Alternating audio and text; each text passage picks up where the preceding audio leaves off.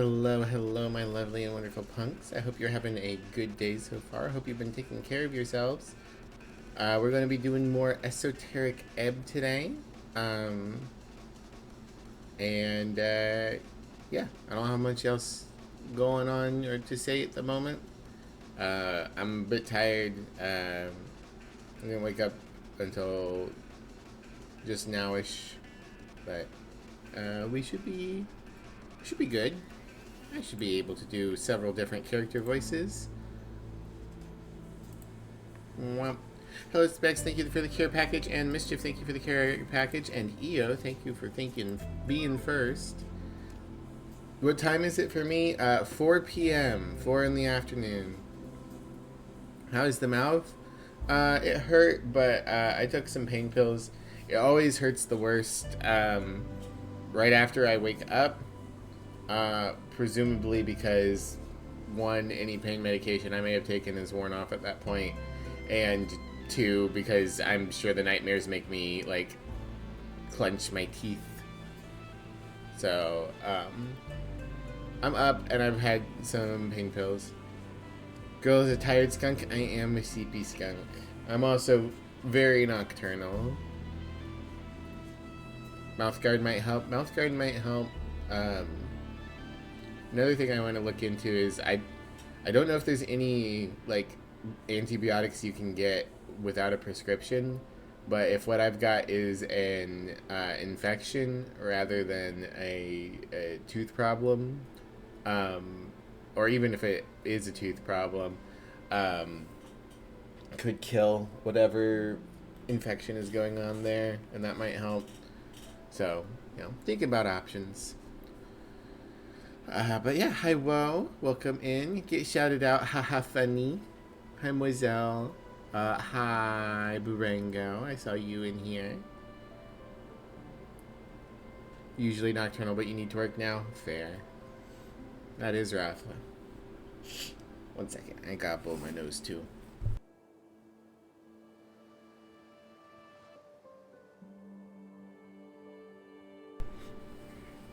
The rain a day or two ago must have kicked up some crazy stuff because I've been a little gunky. Emmy's been super gunky. Alright. Let's continue. So, we've just begun our adventure. We woke up from being dead. An election is the first ever election is in 5 days. We have a voting card with every single political party and also the fill-in spot marked, because our stats are going to argue in our head about who we should vote for. Then blah blah blah blah blah. We've gone and we've talked to the goblins about a tea shop that's blown up. Apparently that's why we were deployed in the first place, was because of a exploded tea shop. And we've found that we cannot get in there without talking to the local magistrate. The goblins are mad that they can't investigate it because they consider it their territory. And we found a immovable rod. Found a movable rod that sticks to things. Gunky, I love that claymation show. It's been so long since I watched Gumby. Replace teeth with gastroliths in your stomach. Oh, smart. And yeah, this is our friend Snell.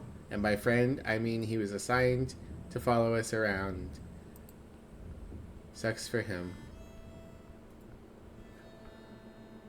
There's a door here. Boop, boop, boop. Yeah, there's the tea shop. And the official story right now is that there was a fire accident, but that is much more clear that there was like a fireball spell cast. Maybe it was assigned to FBI agent in real life. I hope my assigned FBI agent is a goblin. Time advances whenever we talk to someone or perform an action. We've got some spells. We took some damage getting the immovable rod. We're looking for a green-shirted, bespeckled human for our goblin. Arn, the kiosk kid. Behold with dexterity. Human earthfolk, kid's working his ass off, getting that bread. He must be doing the optional weekend school.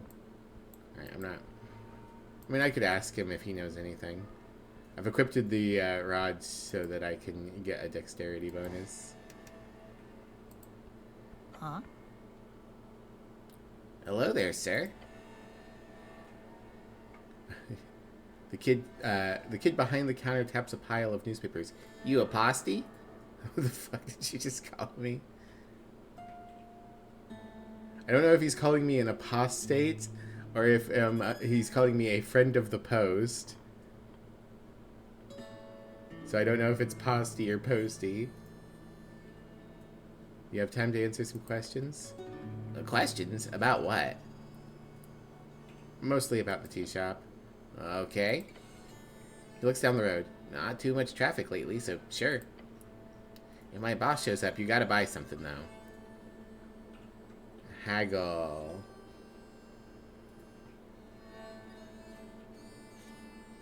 I do not want to haggle for a newspaper currently. To tame a dame? Oh, no. What do you know about the tea shop? Except that it exploded? Stare at the boy. I was here, you know. I saw it with my own two eyes. Look over your shoulder towards the tea shop across the street.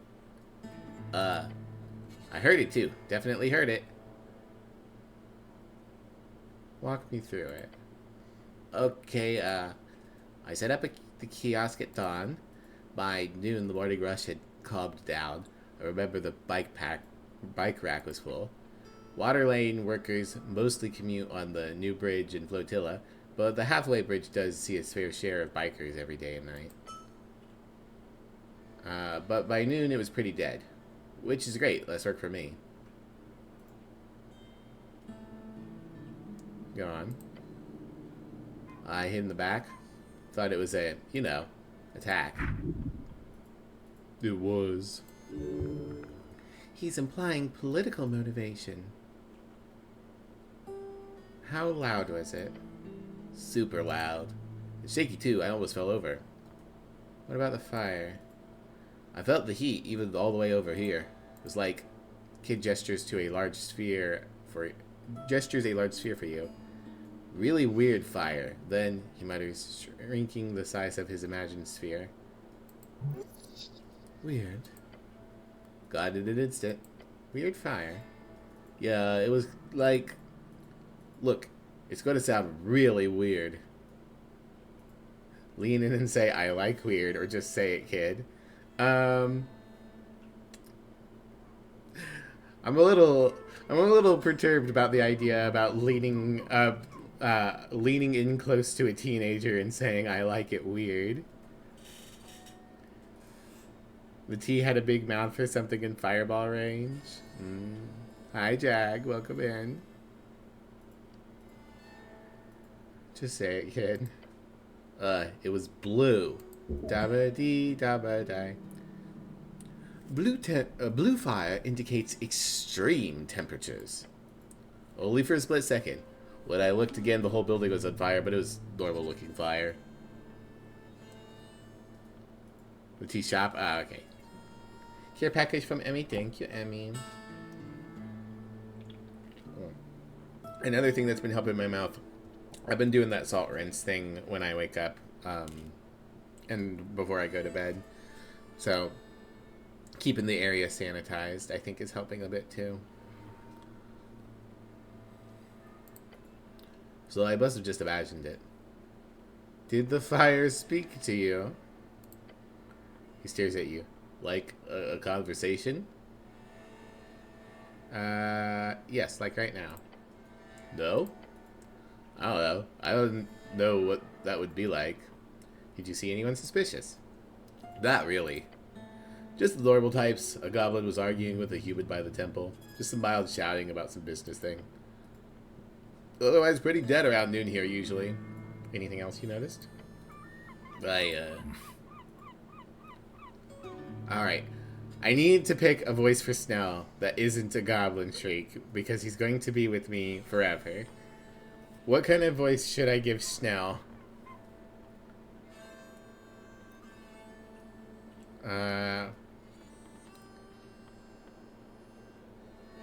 Man, hairy chest and a pink coat with long nails.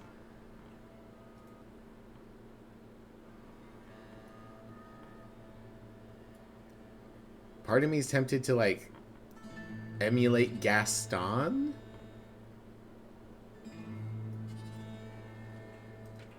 I'm not sure what to go with for here.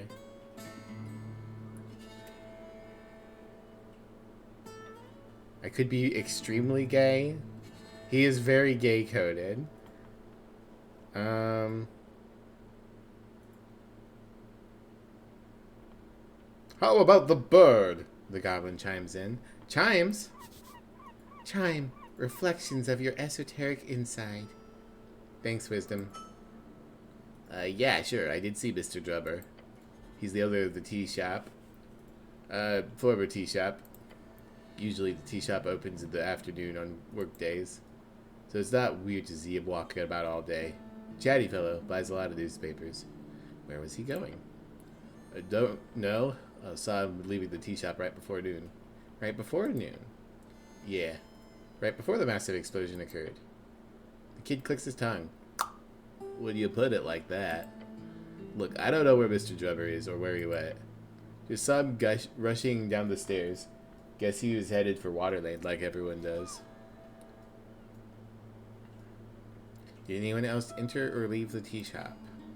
No, just Mr. Drubber, he says, confidence in his voice. It was a boring day, so I pretty much just people watched all morning. Mr. Drubber was the only one I saw leaving the tea shop all day. Well, until the explosion.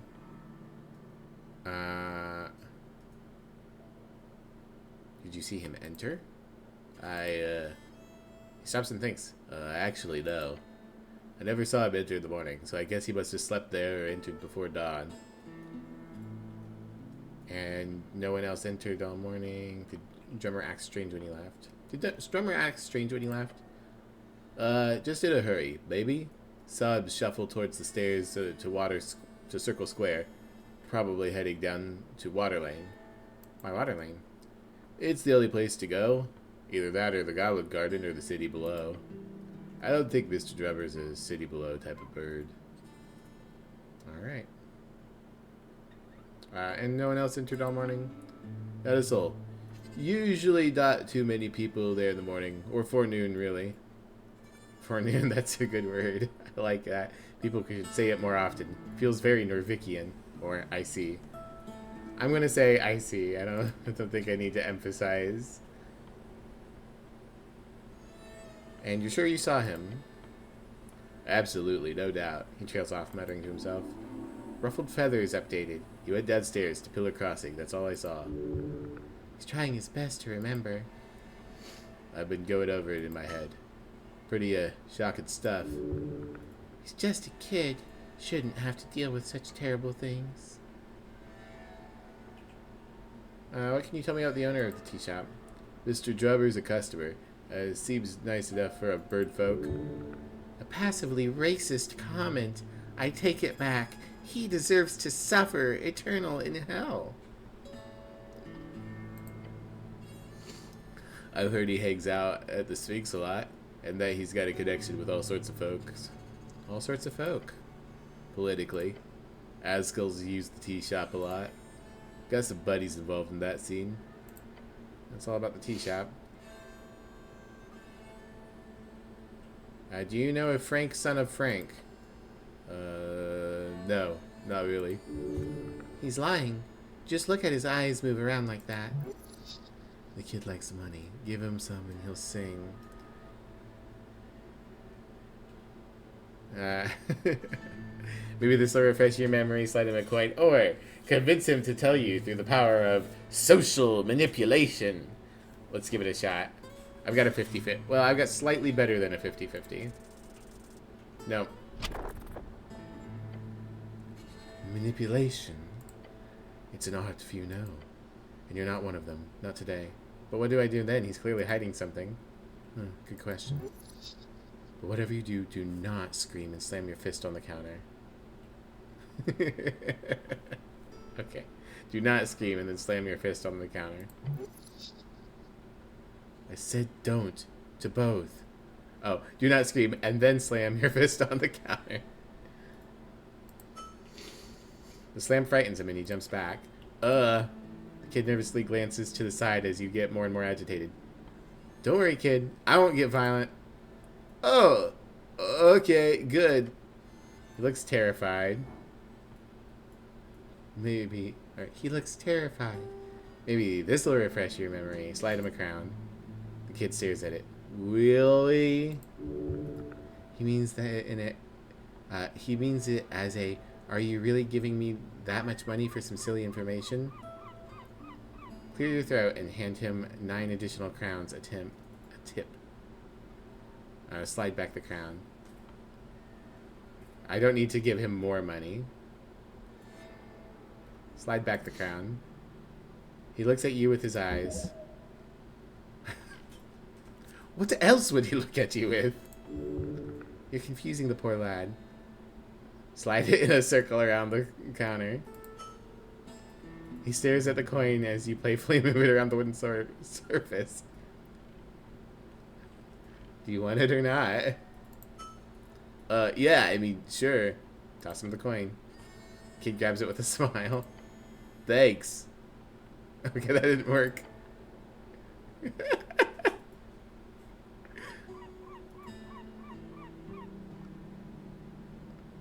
Well, citizen. Yes? Hold on. Yes? Can I ask you a favor? Anything, young man. You're the future of this city. The silly, I'm so silly pilled. I've heard there's trouble down on Water Lane tonight. Please go make sure that nothing happens. Okay? I'll do it if I can. Please. Give him a quick nod and leave. Alright. Questing tree. The Star Witness. Frank, son of Frank, was seen on Pillar Road at the time of the explosion, but calmly walked downstairs afterwards. Locate and question the man dressed in yellow. Frank, son of Frank is often used as a fake name by rich adventurers around the coast. I see. Ruffled feathers. The owner of the tea shop is unaccounted for. Locate the bird man. Okay.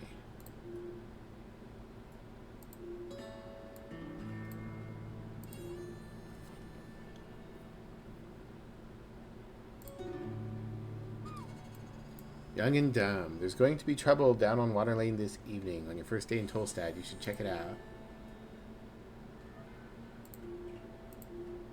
Okay.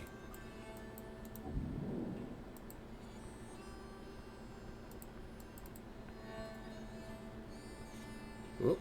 Boxes that might contain things that I can seize. Oh, yeah. And a shard of Jor. That's a reroll right there.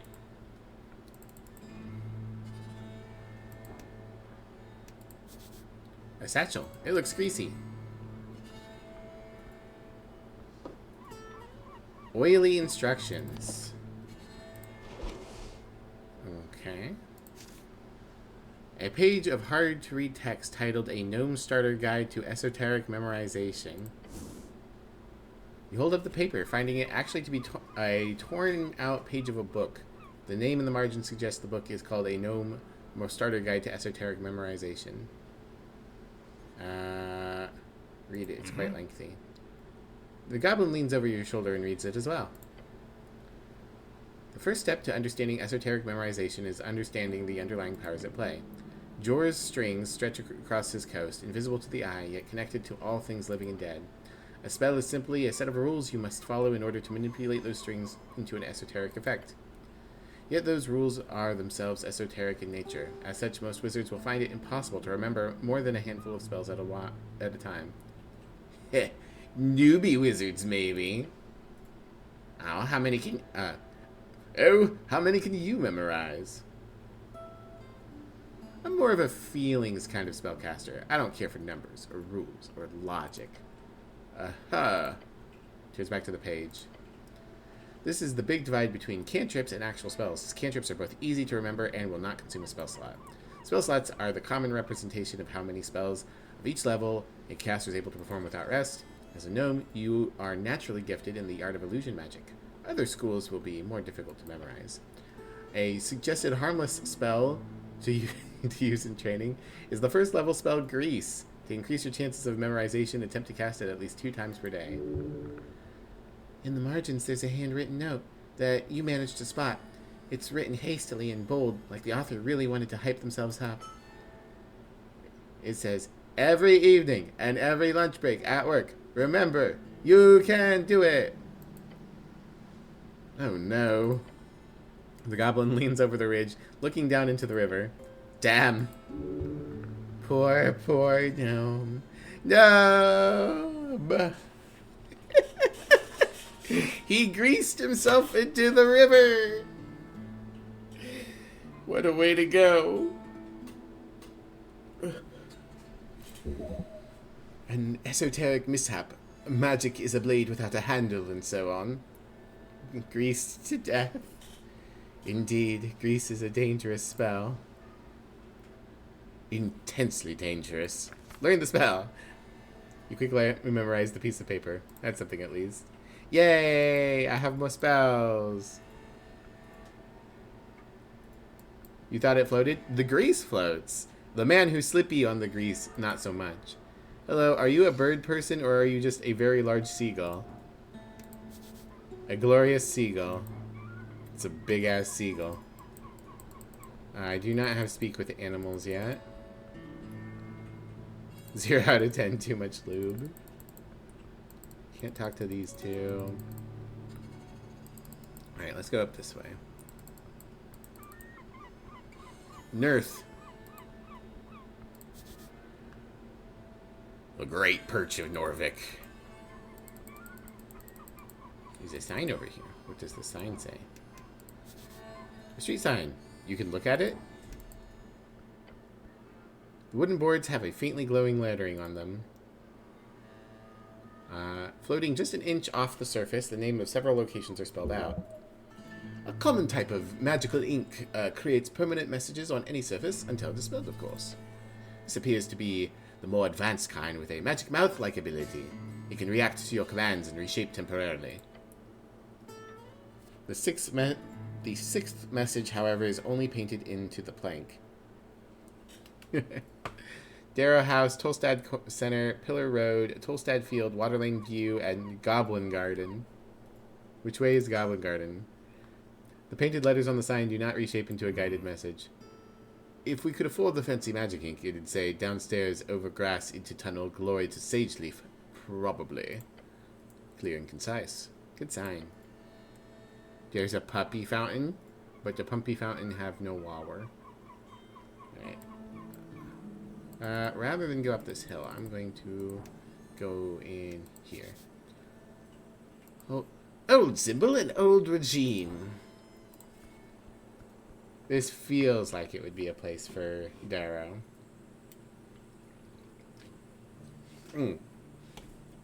Nope, it's a Temple of Earth. Oh, we got a Dark Souls man. Hello, Dark Souls man. The Duck.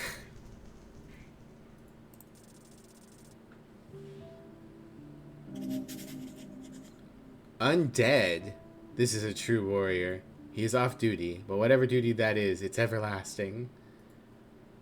He is a Dark Souls man.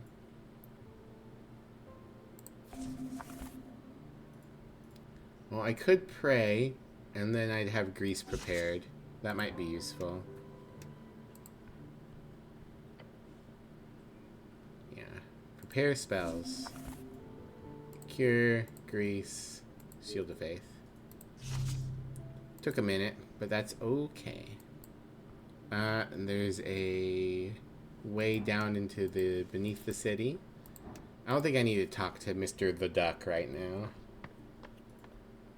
Oh, level up. When you reach certain achievements experience, you'll get to increase an ability score, increase your hit points based on your con, increase... Okay, never mind. I'll never know. It'll be a mystery. Oh, you're new. Lady Shamar, Mountain Lamb. How do I know her name already? Oh, I know nothing about her.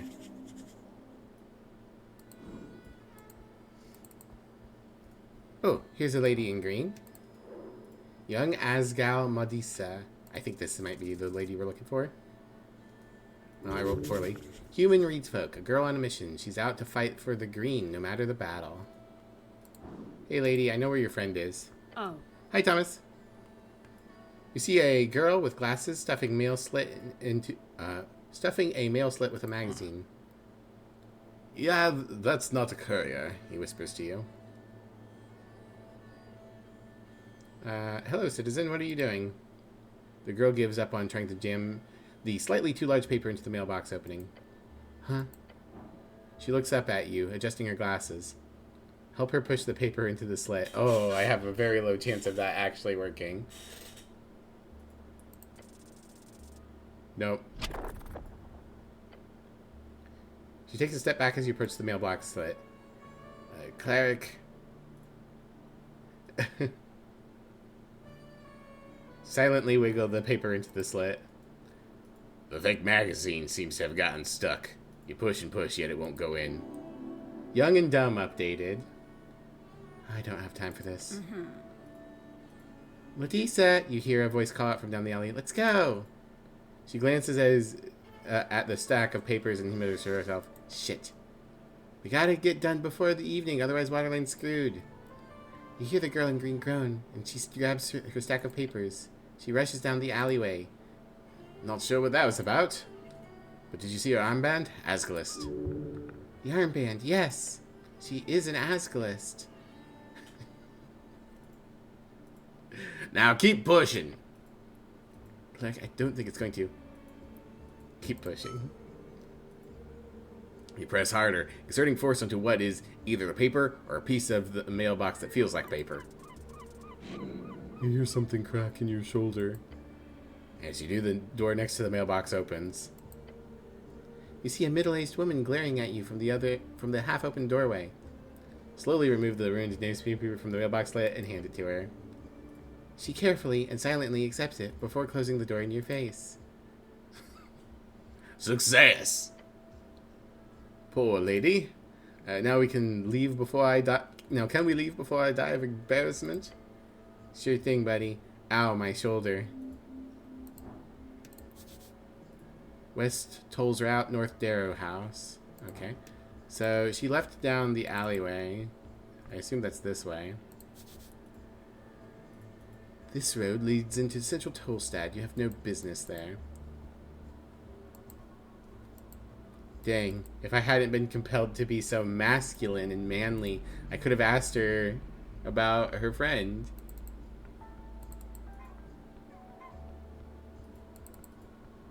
Oh, hello. Etir, City Sworn Angel. I wonder what race she is. 0!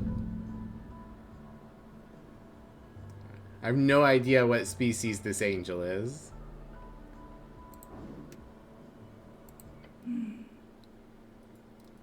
Love that design.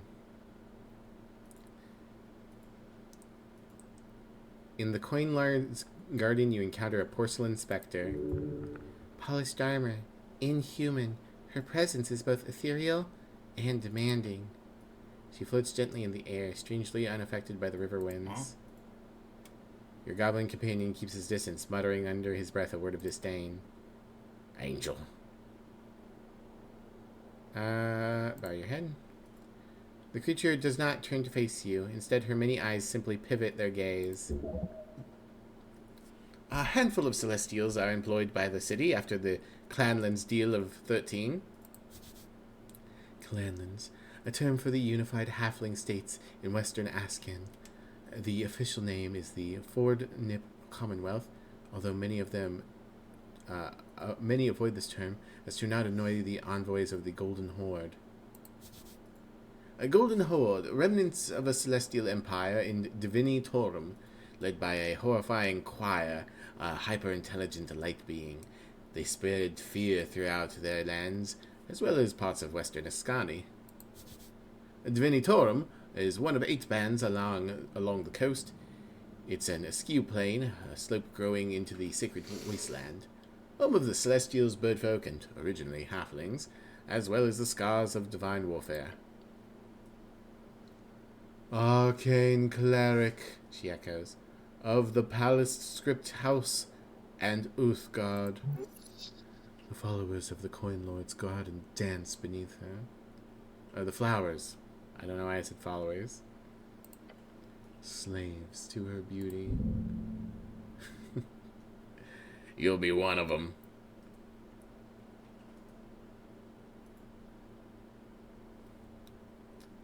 How do you know that? She bows her head slightly, whilst her many eyes glare at you.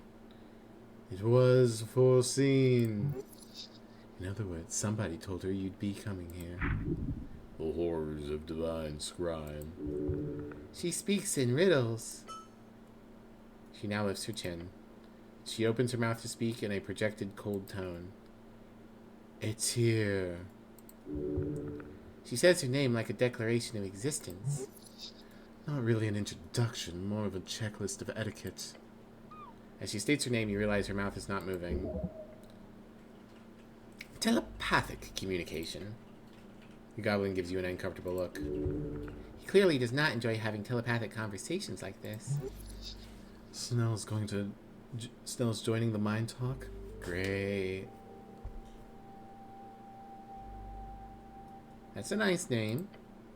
She does not respond. Speaking with this ethereal creature's unnerving. Oh, you're feeling something here, all right.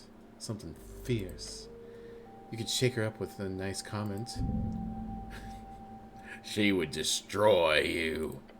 She's too powerful. The angel would step up on your soul, stomp on it. Her dominion would be good and just. Let it happen.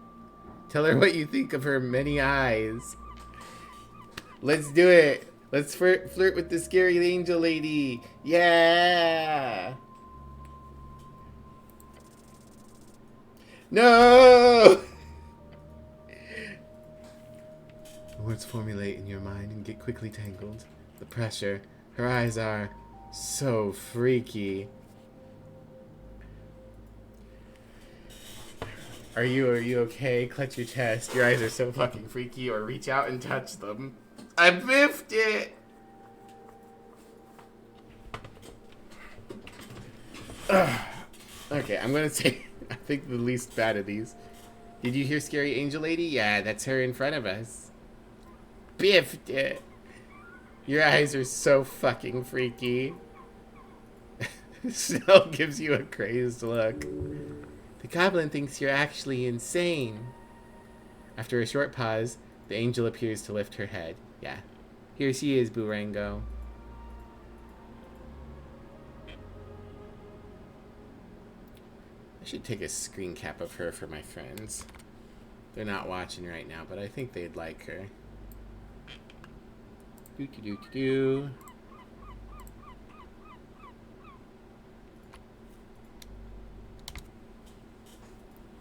Alright. After a short pause, the angel appears to lift her head.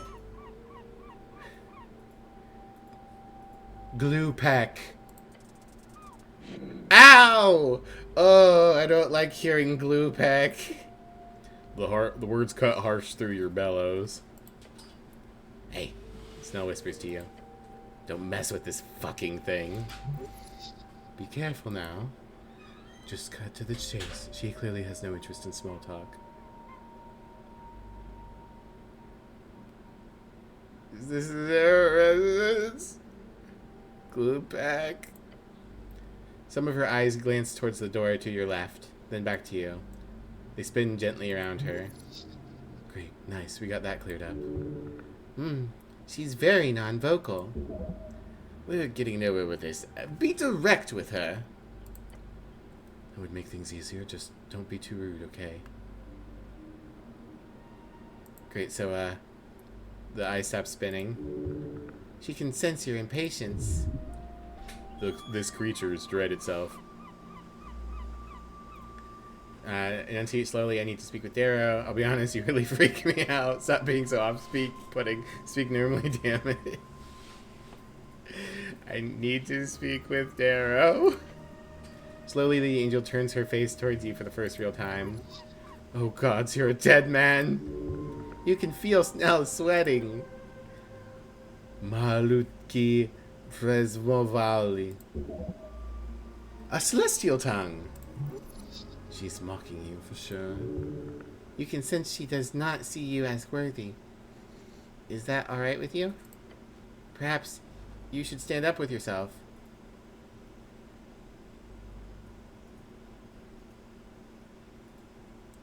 Take a step forward. Don't disrespect me, Angel. I don't know what underlined means yet. I'm scared of getting glue packed again. Please don't glue pack me. I'm just a small and soft, squishy cleric. Take a step forward. Don't disrespect me, Angel. As you do, she makes her first real move. 1 step. Her hand placed upon the top of your helmet. What the? When? The goblin grits his teeth and stumbles back. The ring rotates around her head and now yours. She is close. Uh-oh. Stay silent. She leans in. You can see through the gap in her skull where her eyes should be. A warning, cleric. Jed, no. No! What if Jed no is worse than glue pack? Before taking a step back, leaving you frozen. She will be your death.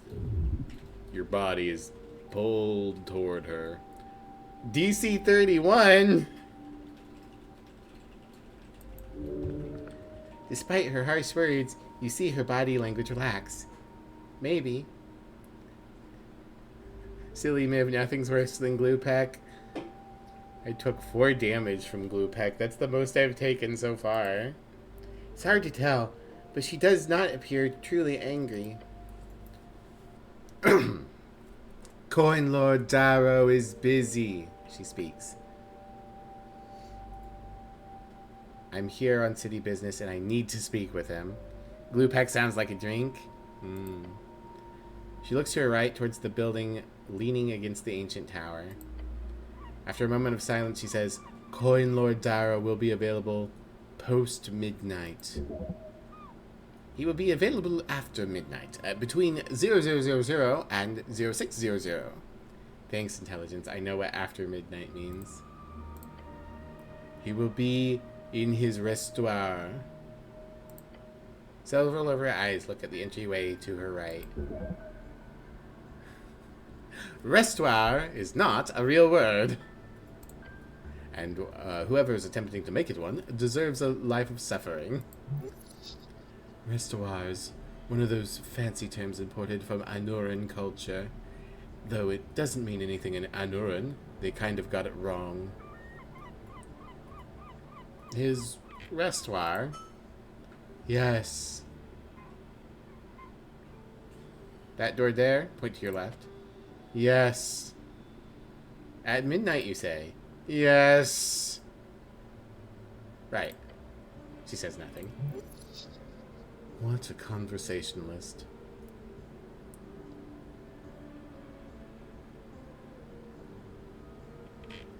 To be fair, an end time seems decent to have. 23:59 is also after midnight. That's true. That's true. Yes!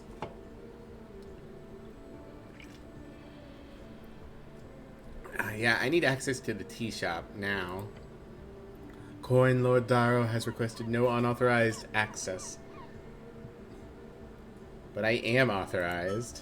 You are not. Damn, she got you. Don't lie. You're no good at it. Nod your head and leave. Alright, so this door later. Apples! Oh, please. Please, apples. Oh, good. Oh, good. Yum, yum, yum, yum, yum, yum, yum, yum. Yum. Oh, sweet, delicious apples. Save me from the glue pack. Don't look at me, Snell. Don't look at me. I'm not owned.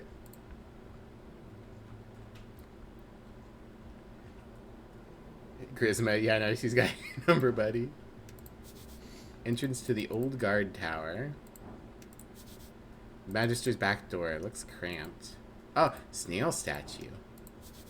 Truly ancient piece of history, propped up as a garden decoration. I want to touch this snail. Shard of Jor.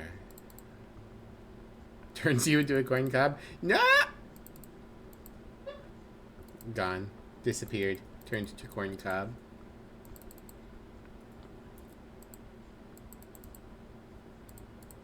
Alright.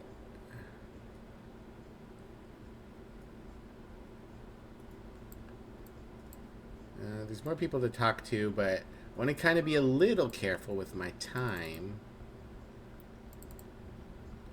Round and round.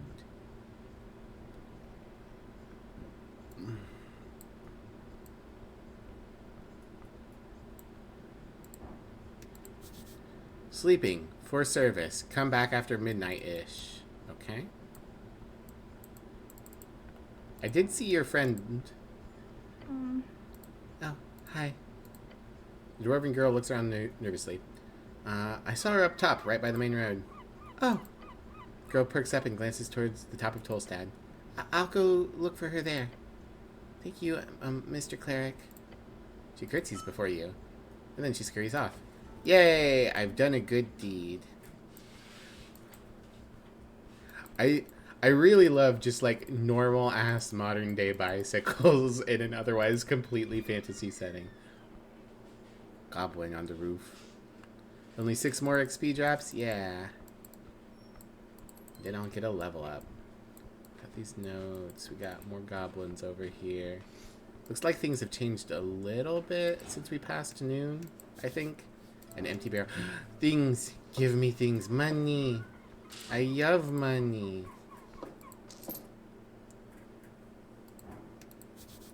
Rough letters spell out Our Lady's apartments. Ah, we've got like a big apartment complex for goblins. Oops. We go this way. Such a sneaky staircase. Nice find. Okay, so we got ourselves a little shortcut there. We got a bucket. Most useful tool through human history. A bucket. +2 strength, -2 wisdom. Let your faith guide you. Okay. It is an option. A classical tool showcasing human ingenuity. It carries water well. Any liquid, really. It is indeed just as adaptable as humanity itself. Incredible. Interesting that it's let your faith guide you, but it actually hurts my wisdom. Actually, that's in the effects text. I wonder what that means.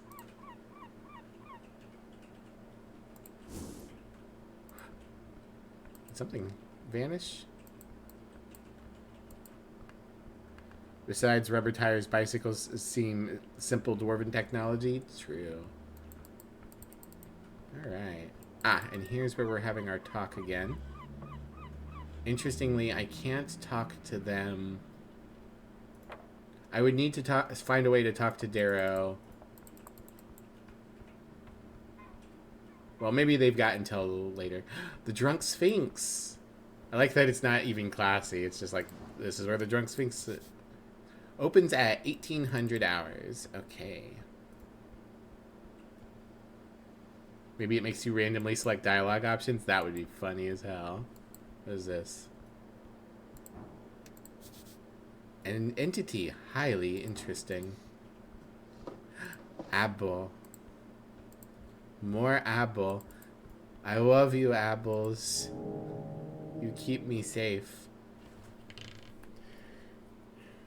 I wonder, so this is our identity. I know, or I'm pretty sure that saying that I'm a rogue is the dexterity opinion. And I've seen it say Ragan several times. Maybe Ragan is the empathy path. Okay, I need to get down to the docks.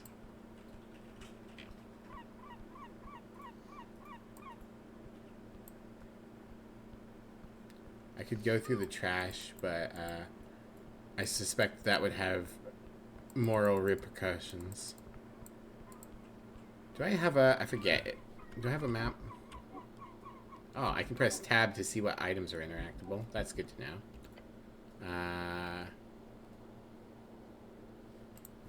Journal. There we go. Map. Tolstad North, Temple of Earth, Tolstad West, Goblin Garden, Tolstad South, Viskin's Lair, Tolstad East. All the checks that I've made.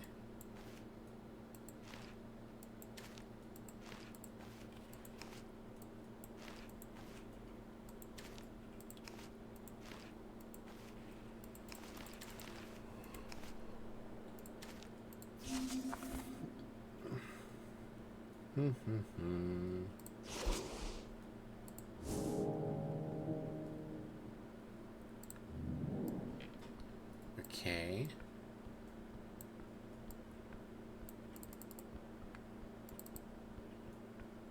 Trying to figure out how to get to Water Lane. Maybe I need to cut through the Goblin City. I could talk to this demon at some point, too.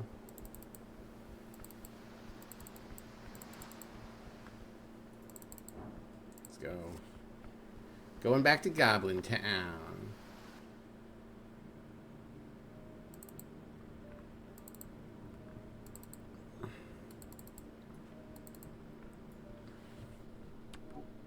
Yeah, there's a door over here. There's also... What's this? Those before left many holes in the Berggrund. That might have been Tummy talking, actually. Okay, so we've got that door. Let's move over here. Oh, there's someone here now. That's right, someone said they would be here at noon. It's a mushroom lady! Neswicala Nessun of the Green. Behold her with wisdom. Okay, please roll decent. Yeah, okay, 17. Elf Pimia, level 6 quote-unquote druid. Unbothered, moisturized, happy, in her lane.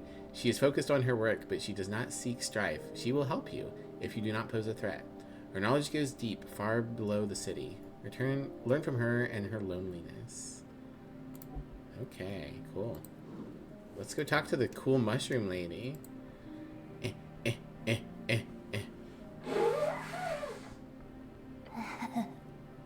Look at her. She's so silly. She's got a snail. At the top of the garden lookout, you see a strange creature hunched over. Underneath a large red hat, her drooping gaze slowly glides towards you. Not a hat. She's got an actual mushroom growing out of her skull. The elf drops a final piece of mushroom into the bowl on the table and gives it a creepy grin. Elf, scary primal overlords of the forest. Rare in Norvik, and they've got their hidden roots all over Ascan. Primal, one of the 3 pillars of magic. It is represented by the natural, wild, savage, and elemental forces of Jor. They cannot be controlled, only bargained with. Nice corner you got here.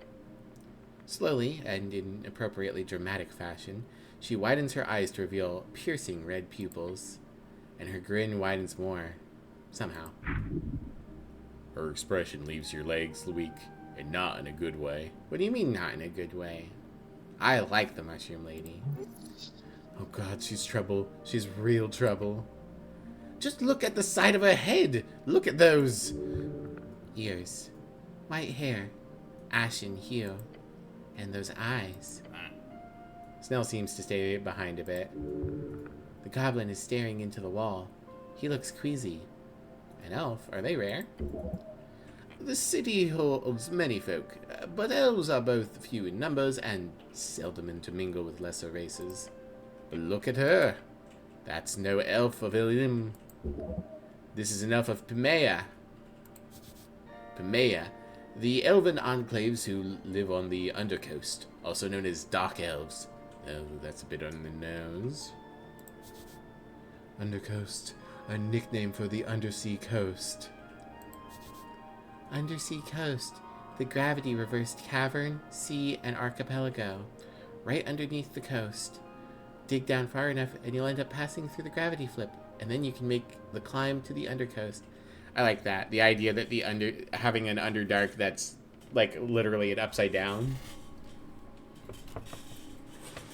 Hello, elf. You hear a guttural chuckle leave her lips.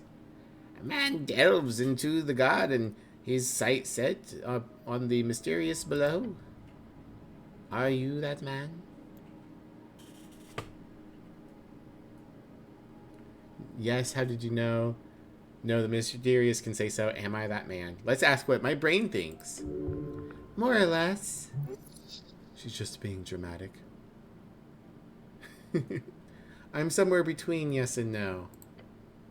Good. Do not see realms and categories. See the in-between. The elf stammers? Or is that an idiolect? The elf does not as much stammer as she tastes some words more than others. Words. She turns around, her red eyes glimmering beyond a mist of spores. Neswikala of the Green. Call me Nessun. I am underling to Hierophant Opidana.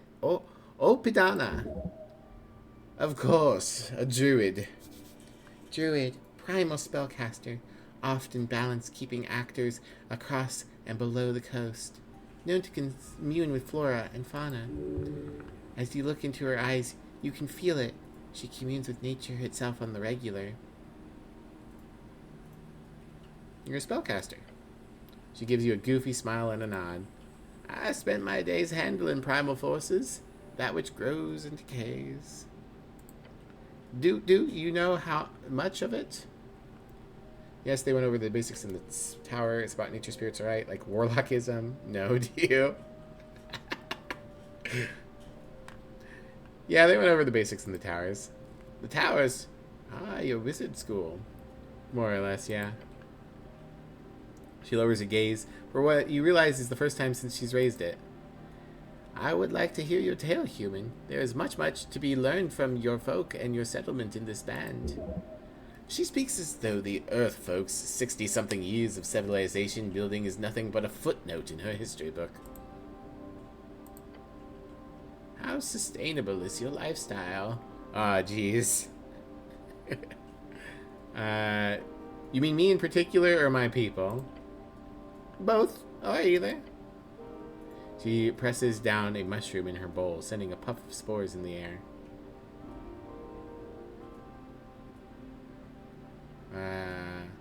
Sustainable? How do you replenish the resources you consume? And if you do not, how many years until depletion? Think about it, move on. The elf speaks of the realm. How long until your way of life collapses? To keep one balanced with the primal forces of the land is the only just way to live. What was the question again? Earthfolk will eventually chew through this land and be forced to expand. We live in balance here in the city. I personally could live on an apple a day. That's pretty sustainable.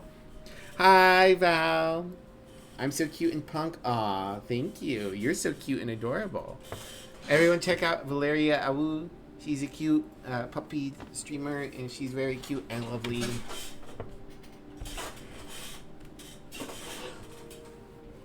Well, I don't think I can answer for the realm because I don't know the realm well enough. So I could live on an apple a day as long as no one said the glue word to me. no, that's not good at all, human. Your kind requires so much more sustenance. A true statement. Please consume food.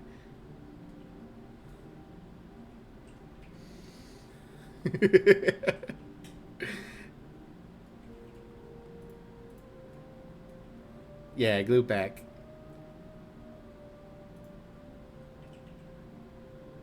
Oh, hold on. I can't read chat because the fucking Clip Mivlia's best moments and incoming ad break are taking up 90% of chat. There we go. Okay, I've caught up with chat. It's a great username, yeah. Devno. Yeah, do be careful shouting out people that aren't the person we're meaning to stream as a joke, because it does give them a notification that my channel has shouted them out. Most people will just be like, oh, it must have been a mistake or a joke, but just for the record. You were trying to invoke Glupack? I'm sorry, Burango. You're not powerful enough yet.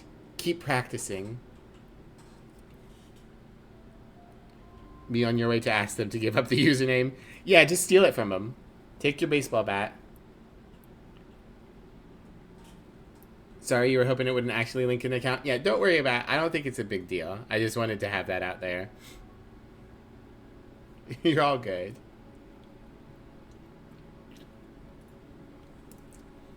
All right, well, we're going to have an ad break. So when we get back from the ad break, we'll tell the lady that we are okay with eating just an apple. BRB.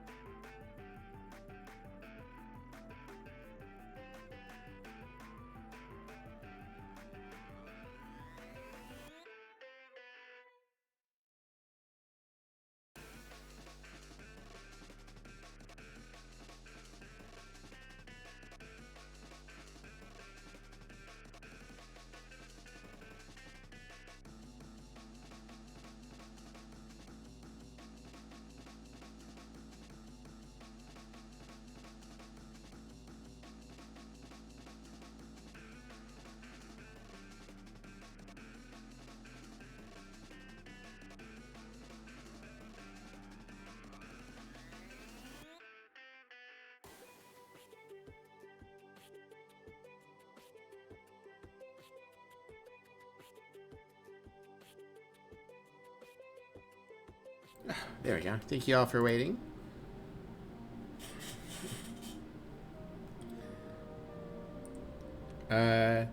Not this guy. Pose with your thumbs in the air. She shows you a worried expression. Care for yourself. Do not let the idealization of a goal hinder a healthy lifestyle. Gained item, swamp extract. She gives you some mushrooms from her bowl. Please eat. It is as the hedonists say. Listen to your empty stomach. She places a palm against the rough floor. Old Pidana has helped keep the undersea from being overtaken by unbalancing powers. Demigods, fiends, celestials, your human arcanists. But maybe you ate so many apples when I woke up, you ate until you physically couldn't. Exactly. All I need is apples. I don't need anything else to eat ever. Each creates a power that not only overtakes the primal, they do so with ease. That great war your kind waged upon one another delayed it, but I do certainly believe it is inevitable. She speaks of an unsustainable nature of magic. Humans barely exist anymore. We're almost extinct. Don't worry, nature always survives. Primal stuff should just get stronger then. Don't worry, nature always survives. Most often it does. But look at your so-called burned coast and those cursed lands in Diminor. A burned coast, a vast piece of coastline just east of Norvik. It's a charmed area filled with volcanic activity and kobolds. It's one of many eternally cursed lands on the coast. It's nearly impossible to travel to Reeds via land because of this area. Nature makes it through most things, but these are forces in this world that can wring the life out of every band if it so wishes. Magic is not what it used to be, but she is wise to stay. You must stay vigilant. She takes a deep breath and deliberate breath. Now, enough of complicated topics. Tell me, human, you have a mate? The elf speaks of nature as a close ally. You should... Wait, what did she just ask?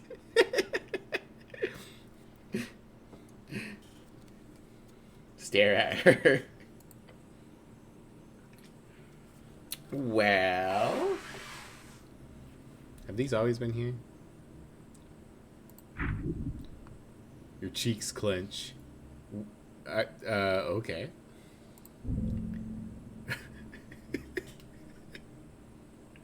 No.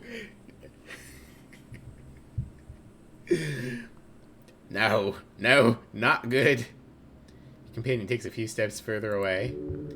Calm down. This is not a hostile situation. Elaborate. Of course. I apologize if I was vague, human. Has anyone fucked that creamy ass of yours lately? I only mean most humans in the settlement group in pairs. I wondered if those of your kind do the same? Form such long-term committed partnerships? She does not have ill intent in her original query.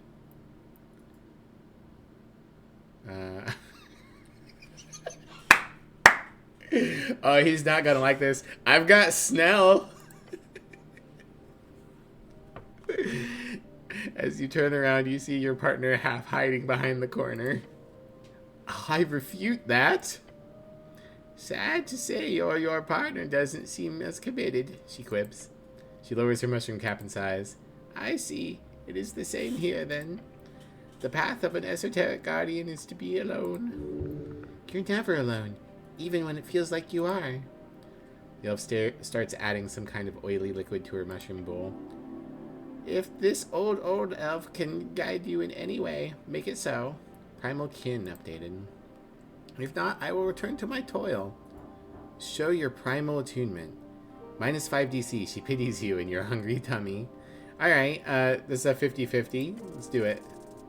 Yeah! 21! You kneel. Huh? You need to prove it. Your attunement to nature. Interesting. Yes. Mushroom mommy, yeah! Hello, Genjitsu Toei. Welcome, how you doing today? Mushroom lady. Mushroom dance. Mushroom dance. Whatever does it mean? It means you've lived a life of sin. Sorry, mommy. Sorry, mommy. Sorry, mommy. Sorry, mommy. I love, because I've got low strength, it was so panicked about the fact that I don't have a girlfriend. She places the bowl from her desk to the ground before you. You must show what you've learned in your studies. The primal forces are complicated, but you can still sense the tingle of joy's strings through every branch and mushroom. Hold your hand over her bowl. As you reach out, the elf hums. And then she moves the bowl even closer to you. You've attempted this before. It did not go well. You believe. That is all you require. Magic is not an exact science, despite what the instructors in the towers used to tell you. The esoteric in your realm does not conform to rules. That is the only rule they truly follow. Now feel the oily mushrooms inside this bowl. The strings within them, around them. Grab one of them. Change it. Twist a string. Bloop. Sparkle, sparkle. Did I do it? Are you impressed, Mushroom Mommy? At first, nothing. Then a twinge. Whatever you touch, it is connected with the spores. The growth. The decay. You did it. You did little, but you did something. The elf nods. What did I do? You ruined my brew! No! It's fine, listen. Oh, whoops. She laughs. It caused the fungi in the bowl to change acidity. It's subtle, but it's there. Gained item, Druidcraft. You performed an act of Druidcraft, human. Use Druidcraft to unlock unique interactions with the natural world. The goblin looks on, giving an uncharacteristically stunned expression. I did? She gives you a lecherous smirk. Neston grabs the bowl and pours the mushy mushrooms onto the ground. The contents wriggle before you. I made the mushrooms come to life? Fungus magic. Yeah, I summoned the power of mushroom.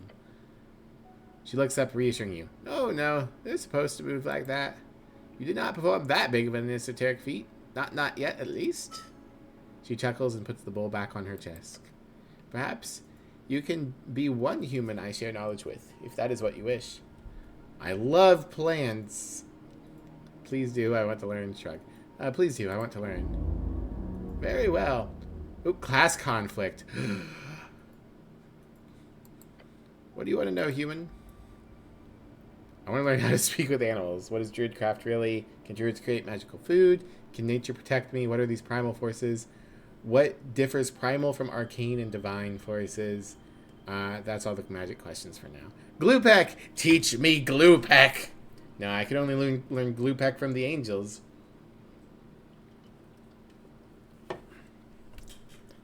I want to learn how to talk to aminals. That shouldn't be too hard. Gained item, speak with the animals. Here, a spell scroll to get you started. Cast it when you have an animal to speak with, and you should be able to hold a conversation as long as you can keep up. Thank you. What is Druidcraft, really? I would call it a most useful path of communication with nature.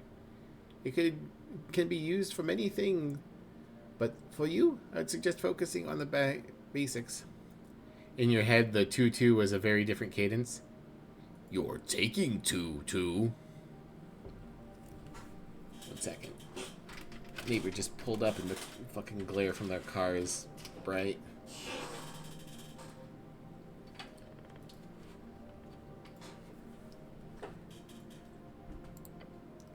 Use it to move through the roots and show your balanced nature to those primal spirits who roam below.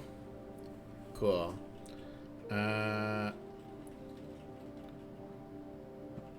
What differs primal from arcane and divine forces? She squints and stares at you for a while. The answer to that could be many. I would lean towards saying that they differ in only origin, but that origin makes all the difference in the world. How do you mean? I do not know. It is like forces that flow through Jor's strings. Some flow from divine sources, some flow from natural primal sources, while the arcane is more like plucking the strings themselves. Editing the rules, something like that. She gives you a slow nod. Alright, that's all the questions for now. You're very welcome, human.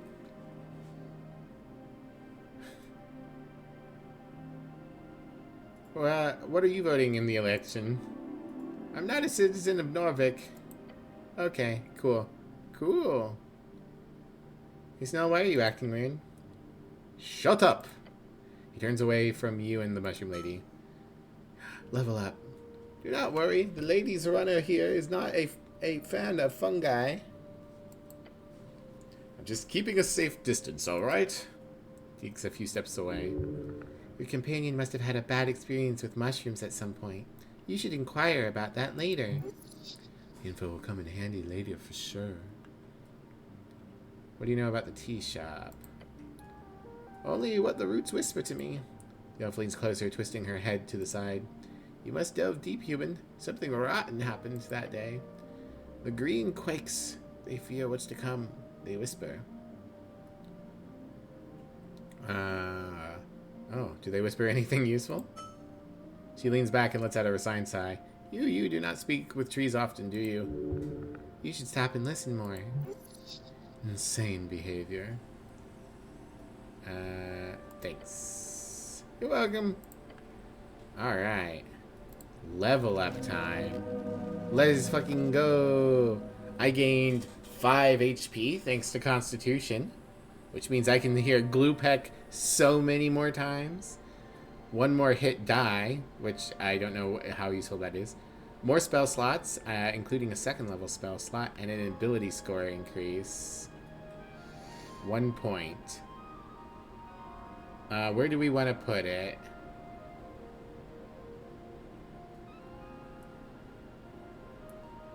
You just keep pumping up wisdom, I guess.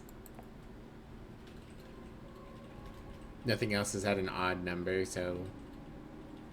You were going to say wisdom or intelligence? May as well keep going? Yeah. Or constitution for my tummy. Yeah, we'll just pop up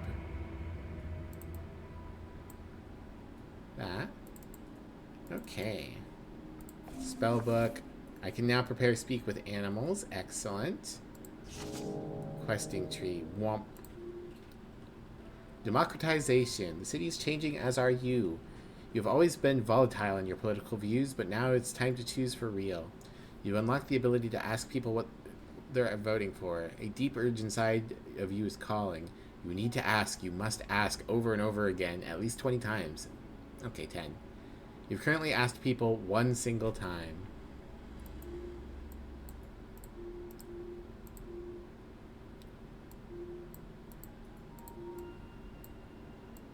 Ah, Druid. Okay, so it's going to be classes. So Cleric is Strength, Druid is Wisdom, Rogue will be Dexterity. Intelligence is probably Wizard. I have no idea what Constitution or Charisma would be. Charisma might be Bard. What would Constitution be? Farmer? Alright.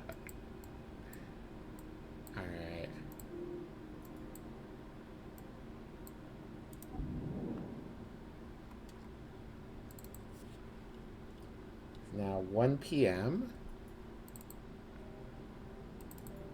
Go over here. There's a door over here as well. Let's go through this one.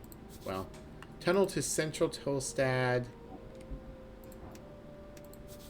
Tunnel to the lower lair. Let's go to Central Tolstad first. See how this connects. Pillar crossing, lower Tolstad. Okay, so this is near that pillar. Ooh. An almost intact and endlessly rising pillar, the centerpiece of Norvik. The Pillar of Jor. You look up at the pillar. Pillar of Jor, an esoteric relic left after the end of the Gate era. There are 8 of these pillars around the coast, or 4 if you believe the theory of a wrapping circular coast, and they are indestructible. Although there is some esoteric power within them, no one has been able to make use of all of them. Gate era. Make use of them at all, rather. Gate era, the first out of 5 eras. When Jor crafted his realm, and the gods fought to bring order, that was the Gate War. Gate War, the legendary conflict between the beasts of Jor, the original gods, and the many others who tried to take over Jor towards the end of the Gate era. We have little information about this conflict, but it is known it led to the closing of the gates and began the Fade era. Beasts of Jor. Beasts of Jor, a term for the sentient folk who aligned with Jor during the Gate era, also known as the Anticepalian folk. Most are gone today. Anticepalian, old Dimenorian term meaning before the closing of the gates, used to refer to those who lived before the end of the Gate era, exactly 2027 years ago. The closing, a term for the closing of the gates. The event which ended the Gate era occurred exactly 2027 years ago. Esoteric Ebb added, "That's the name of the video game! We did it!" Right, this old thing, central landmark of Norvik, the symbol of Earth's conquest. To think such an esoteric object would just sit here in the center of the city. Pew, pew, pew, pew, pew, pew, pew. Not much else you could do with it. It's just a highly magical rock left over from a time before time. It was here before Earth, and it will be here after you, remaining until the end. A gate to another time. Can I make money off this thing? Unlike Disco Elysium, I do see myself playing this game again and just going all in on being like, money. Looks a bit broken, cracked. Yes! While the pillar is indestructible, it was once under heavy siege during the most intense moments of the Gate War. Several pieces of the pillar float around in the air, especially as it reaches upward into the clouds above the city. What kind of power would be capable of damaging this? Sad to see it in such a state so forgotten. What kind of power would be capable of damaging this? Gods. Most powerful of alchemists. The fundamental forces of reality. So what do I do with it? Nothing! It's just a rock to you. A dingly esoteric rock. You can always attempt to focus on it. Learn from its ancient relic. As you do, you feel the air itself tingle. Power. He is speaking to you. Touch the pillar. Touch the wondrous pillar. You place your hand upon the smooth surface. The whisper gets louder. It says something to you, something weird. No, wait. Ah, damn it, it's Glue Peck again. 5,000 damage. Disintegrated. Play where I play myself. No. It's a conversation. One you don't take part in. No, not Glue Peck. Guess you could try to join in. Try talking to it. Disadvantage, the goblin is impatient. Oh, just barely. Speak. Hello? The goblin perks up. Ah, not me. Sorry. Pillar vibrates. Hello. A whisper lies inside you or something. It says he is here. Who is here? It says divinity. It says death. It says necro-rat. No, necrocrat. Necro-rat and necrocrat are different people. What? The voice ends. Hand is repelled from the surface. Ow. Step back. Weird. You understand plainly. There is more to the pillar that you need to investigate. In time and further below. Interesting. Esoteric Ebb. There's a rhythm to Jor's realm, and you heard its voice. Find it at the closest pillar. It reaches deep. Investigate it on every level. So there's a divine death necrocrat within the pillar. Primal Kin. Convince Nissan to teach you primal magic if you're so inclined. Completed.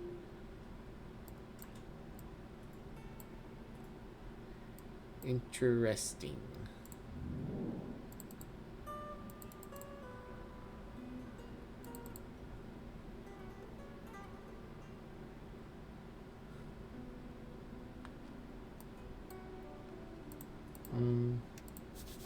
Sign says dormitory, out of commission. Sick. Marking on this door says Simi, son of Strokeback.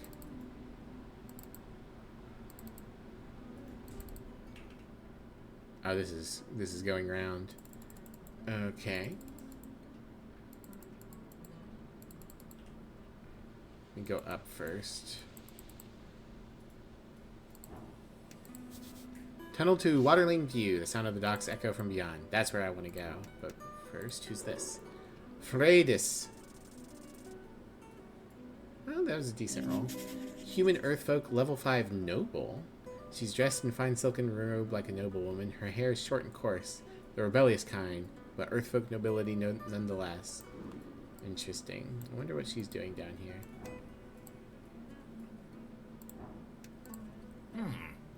You approach your companion. Let's get on with it. Are you scared of mushrooms? I'm not. A lie. Ow, don't bonk me. No. My head. But Good girl. Wow. Good girl. Who's a good girl? Wow. You are. Yes, you are. Wow. Thank you for the hey pats, Burango. Why everyone bonk me and then head pats?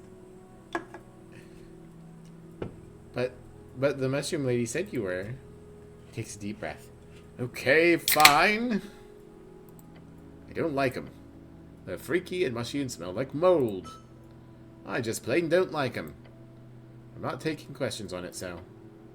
Oh, jeez, I need so much more experience to level up again. Holy shit.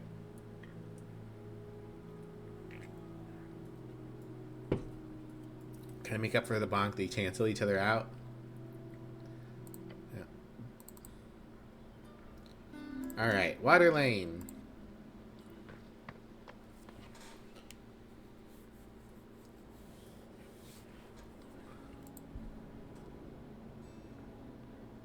Read and mead. We got a book bar here. Note on the doorway says open at sundown. Democratic propaganda. We need your vote. A trash can. The bin is making a sound. A strange sound. How strange. Forest whiff. Mouth dig whiff. The voice is from a primal spirit. Open it. Okay. As you lift it aside, you immediately see something moving in the pile of shredded documents and old scraps of food. A pair of legs. Smooth. Suddenly, jumping out of the pile with a poof of moldy dust is the pine cone. A pine cone with limbs. Me on the heaven? One of your little friends. Gained item, incense. It hands you some leaves while doing a strange, seemingly improvisational dance upon the trash. Hold on. I'm just gonna try to cast Druidcraft. Before you're able to do anything about it, the little creature poofs away. One of nature's essential workers. A blessing to meet it in the wild. Disgusting little creature. As it fades, you see only trash. I've heard about those things. Never seen them, though. What do you know about them? Just what I read in paper, and what Nessun goes on about. They're called Vatar or something. The Lamplighters Guild is a public spat with them a couple months back. Points to the lamps behind you. Apparently they messed with the everlasting lights. Not so everlasting, then. Guess it's a PR name. I get why they were mad, but I think they solved everything once the PCG got involved. Wait, hold on. The Lamplighters Guild and Everlasting Lights? That definitely doesn't work together.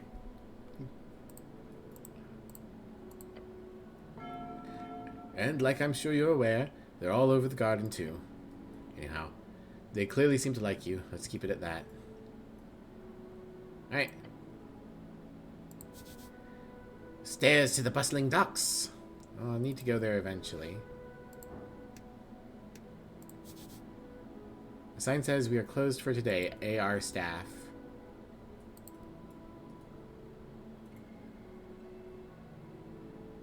Is he hammering that guy's hand? Lots of goblins.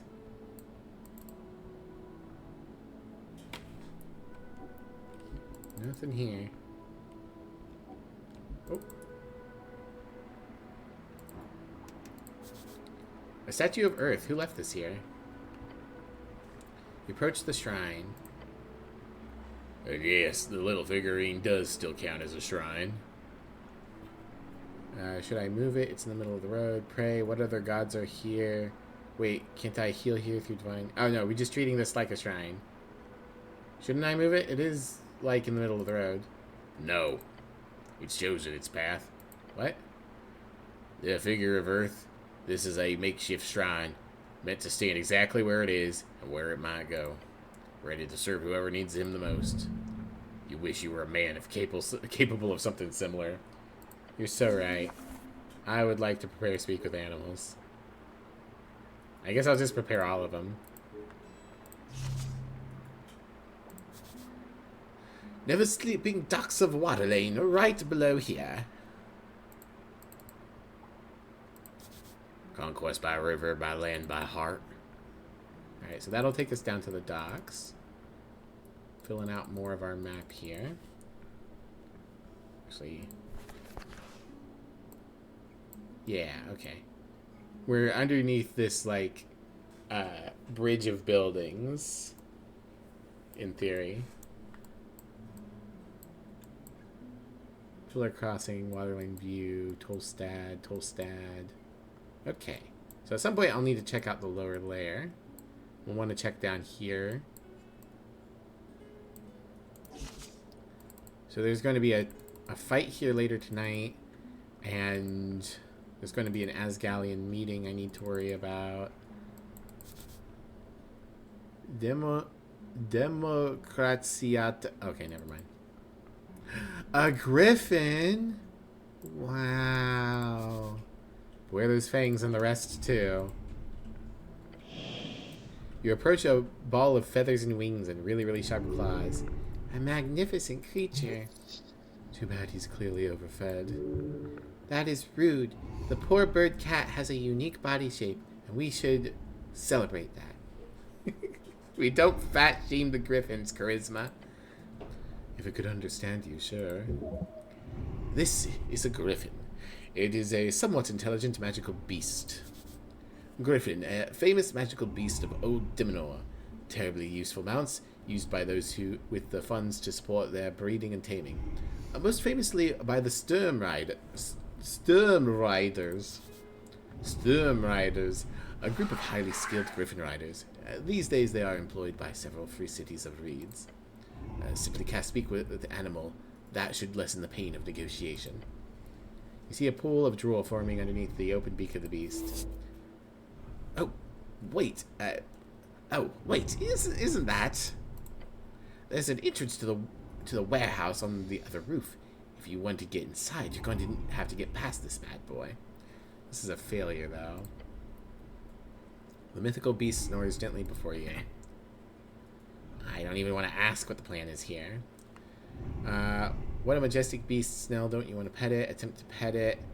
Wisdom 18. Wake the animal gently using empathy. That's a pretty rough DC. Attempt to sneak past it. Speak with animals. Okay. Cast speak with animals? Yes. Your spell causes you to feel lighter for a moment, as if connected with the soaring dreams of the griffin. Then it fades as a deep growling voice enters your ears.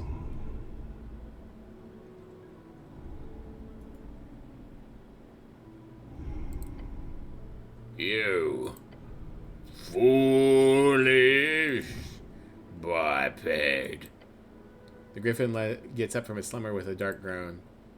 How many times does that make it clear? I require rest. Or do you wish to taste more stale? I apologize, O Great Griffin. He scoffs. You think me weak to flattery, eh? The beast spreads its wings. You may address me as Giorgio Valstigo. No, it's an Italian griffin. Master Giorgio Valstigo. If griffins could smirk, he would. Wow, this beast lives on a pedestal.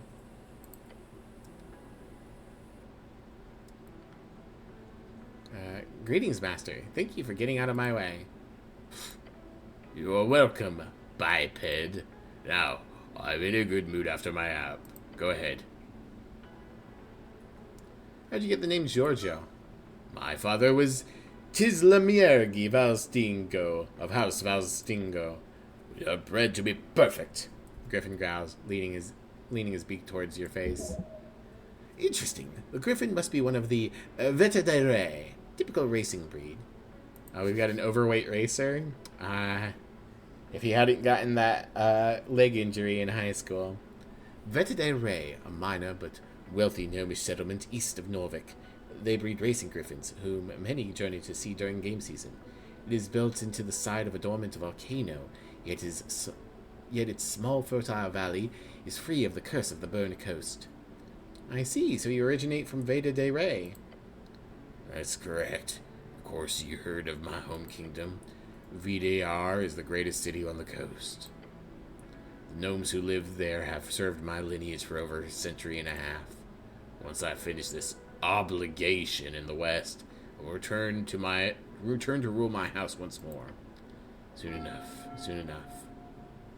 You're kinda chunky. Nah, I'm good.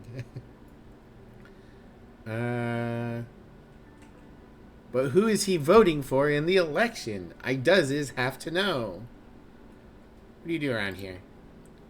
I handle scouting for the boat bipeds, though they do not hold any interest for my valuable information. Some of the less rugged ones I even move around from time to time. I traveled with one a few days ago, all the way to this strange cold land. In return, I get fed a glorious amount of sustenance. More than you could ever wish for, biped. So true. I only eat apple. Who did you fly with here? A biped of your size, approximately. One with a gaudy sense of style. Some type of ground delver of a human, I believe. The type to head deep below and not come back for many, many days. It's sad, really, to be a biped like you. We could find its owner below, then. I'm not going to say who's your owner. I'm sure that would offend. Got it. What a lovely creature. You sleep well? Until you showed up, yes. I had a dream where I kept smacking bipeds like you around. It was wonderful. That's it for now, thanks. The voice disappears from the griffin immediately. Had a good chat. Didn't sound like you were best friends exactly. Wait, what did it sound like to you? You've essentially been squawking for a while now. I would have laughed if the noises coming from that griffin didn't scare the shit out of me. Sounded like you'd be gutted any second. The griffin and I came to an understanding, I think. Sure. Let's go before the bird changes its mind. Yay! I can go this way. There's a dude down there. A Vicnus, dock worker. Oh, not one. I somehow forget what I know. And that's a dock entrance to the AR Trade Company. Crate full of ruined fizzy drinks. One of them seems fine. I can get a Coca-Cola Vizca ginger drink. Ooh. Notes on these crates assigned your loyal servant, Agent Vera. Get these into the warehouse by tomorrow, or I'll hold you personally responsible, Gottfried. Right-click also does it. The door down there leads to the warehouse. Only free striders and guild workers are allowed in.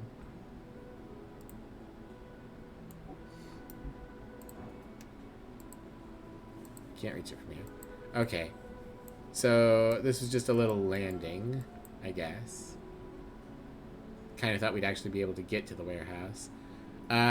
But what we can do is look at this.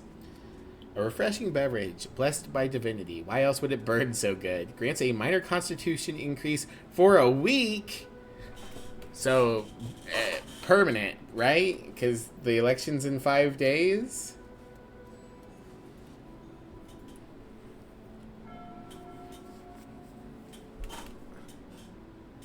Is there like maybe a limit on how many of these I can have active at a time? I mean, I'm just going to drink it.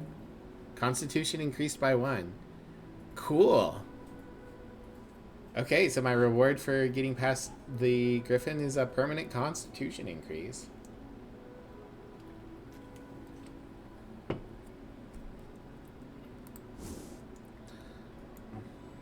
And getting to look at this man. One of many Freestrider compounds in the city. Could go inside, but... Office of Snur Appledon PD. Excluding the anti-magic messaging, Freestriderism comes with great branding. Does it? Free trade, democracy, prosperity. No magic. I like... That's the, say no to, picture propaganda that I'm aware of. Gets used as a meme a lot. Going up. Okay. Going down, far down. Okay. Dorna, the first of the river guilds. So... This is open at 8. What was this one? The Ascani Reeds Trading Company with that signature Freestrider logo.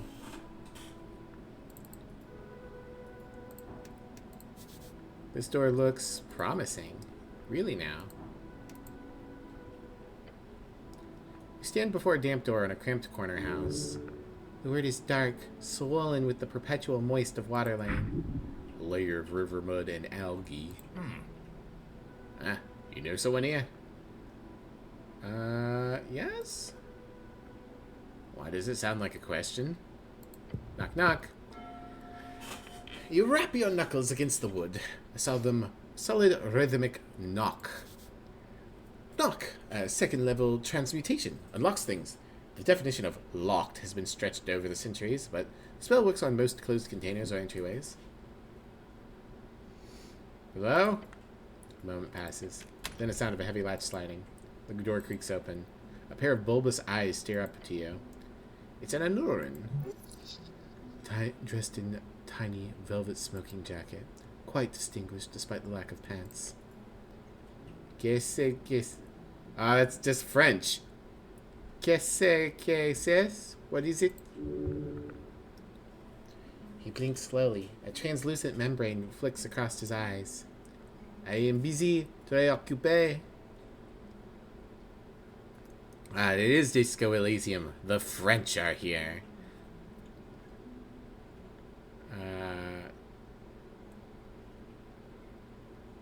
Have some questions. Oh, wait. He squints at your uniform. Are you a, how you say, le clergy? So that doesn't sound like Earth's tongue. I'm the cleric, yes. More of a wizard, really, sure. I like to see myself as a dashing rogue. I'm a druid.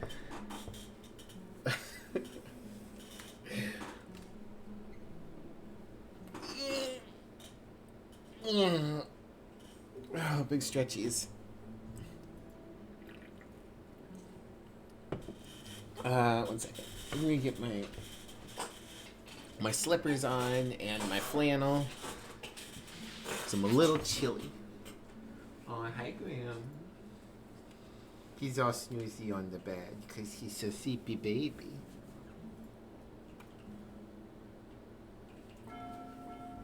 I love that we just keep getting the dropped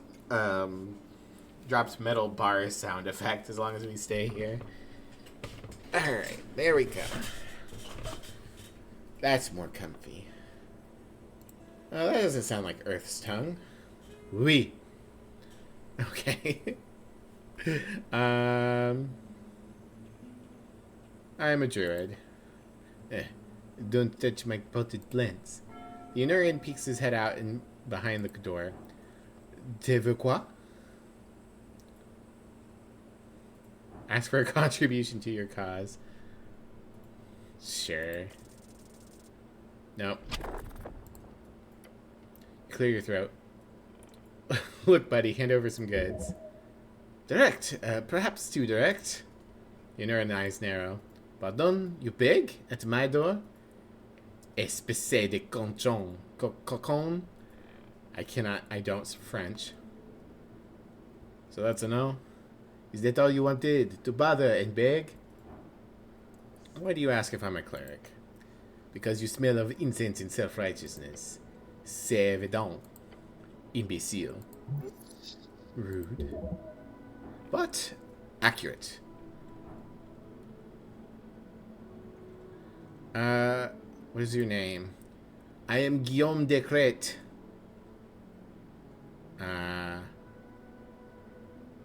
Oh, so that's where they get it from? Great name. Merci. What do you do here? I live here. Je vis ici. Is that a crime now? In this maudit city? He seems defensive. Nice house. No, it is, as you say, shit. Temporary. Until I take the next ship home. Just for vaguely for the port. I'm gonna go now. Good. Au revoir. The door clicks shut. So, you really just went and knocked on some stranger's door. Look, I'm not gonna knock your methods too much, but if you keep this up, we'll be done by 6 months after the election. And you didn't even ask about the tea shop, not once. I just had a feeling this door was important, that's all. Goblin closes his eyes in short, silent contemplation. Then he says, maybe just stick to a le points de interest. Okay? That's funny. I like that. I cannot talk to it again. I wonder what I would have gotten if I had been successful at begging. So I used up a spell slot, but that's okay. Let's go this way. Let's go this way. Ooh. This feels like Chance of Sanar right here. A crab! Behold, a regular non-giant crab. That's still a pretty big crab. Hey, buddy. You spot a crab on the rock. Official name, Tonian Crawler. It does a little shimmy. Yes, cleric. That is a crab. Pet the crab. Reach forth and the crab immediately snips your index finger. Huh? Panic. The crab pincers grip your hand, your finger, hard. Hard! Ow. Your steely bones tank most of the damage. But it's hanging on. Snell call for help. I'm being assaulted. I'm definitely not making that strength check. Let's cast Speak with Animals. Your magic causes you to hear a tiny sound from the crab. It's a sound that turns into a squeaky voice. Got your pizza! Ain't I a stinker?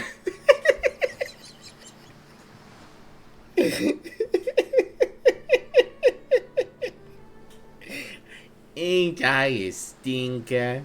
Oh my gosh. Whoever made this game grew up in the 90s, that's for sure. The crab says in a tone of a voice that reminds you of the most annoying person you've ever met. Please let me go, crab. Okay, since you asked so nicely. When your index is released, you immediately feel the blood begin to flow once more. What's your name? I'm Criminity. Cool name. Thanks. What's it like being a crab? It's great. What do you like about being a crab? What's it like being a crab? It's great. What do you like about being a crab? It's great. Snip with your hands. He snips his pincers. A happy crab. This is the best use of speak with animals ever. You have any information for me? Ah, yeah, I do. Did you know that there's an abundance of worms in the riverbank this time of year? There always is. It's causing me to gain a few pounds. The ladies will love it. Oh, we got ourselves a lover crab. And not even the bad kind. Okie dokie, it was nice talking to you, Mr. Krabs. An instant later, the crab's voice disappears. I hope you had a riveting convo. Now can we go? Oh, it's... I broke the spell. Okay, what are you voting in the election? It makes no noise in reply to your question. What do you know about the tea shop? Snips with its pincers once. What's that, Krabby? Johnny Longneck blew up the tea shop? Johnny Longneck, an infamous pirate captain of the Arcane Era, had an airship capable of ransoming the safety of entire cities, called the Green Rock. It, along with its captain, was lost in the wastes of Old Diminor around 200 AE. Damn, guess we'll have to find him. Johnny Longneck, the pirate? One and only. Also, I'm joking. Please do not take that seriously. We're not going into the Reedsian wastes to seek out Johnny Longneck's crash site. Unless... Spoil sport. Are you allowed to loiter here? Does not respond. Citizen? Okay, goodbye, Mr. Crab. It was nice talking to you.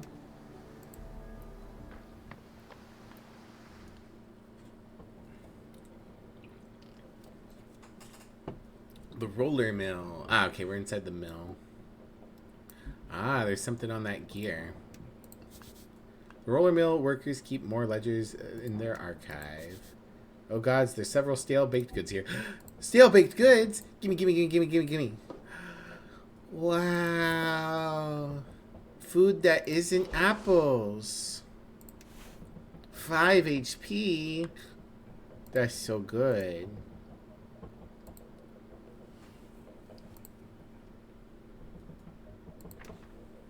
Okay. Haven't I already examined? Okay, I can just re-examine things. Consumables, clericals, trinkets, helmets, weaponry, literature, key items, stat-based. Okay. I wonder what happens when something goes into deep storage.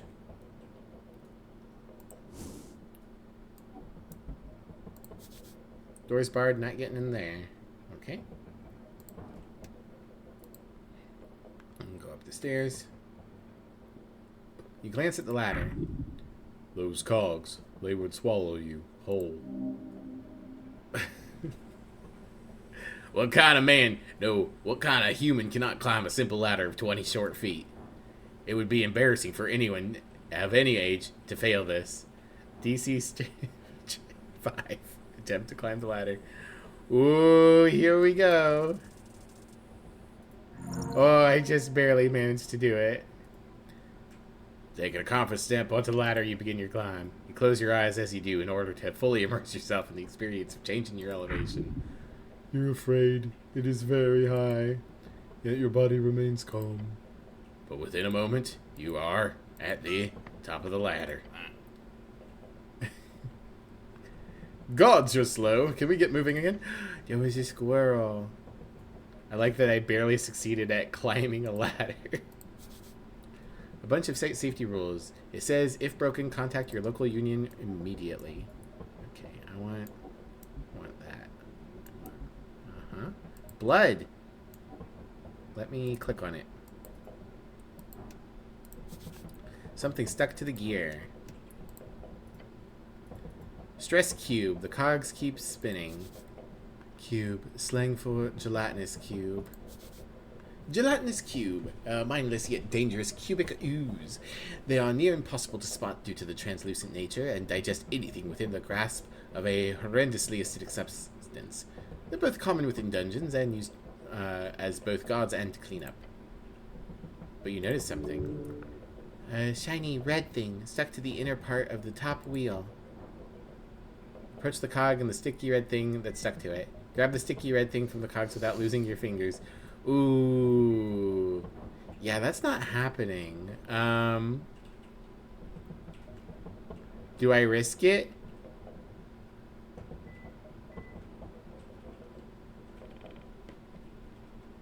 I will return.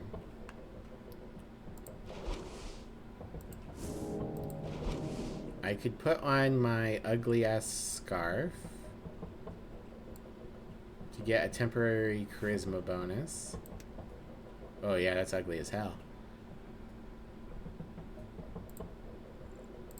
Alright, let's give it a shot.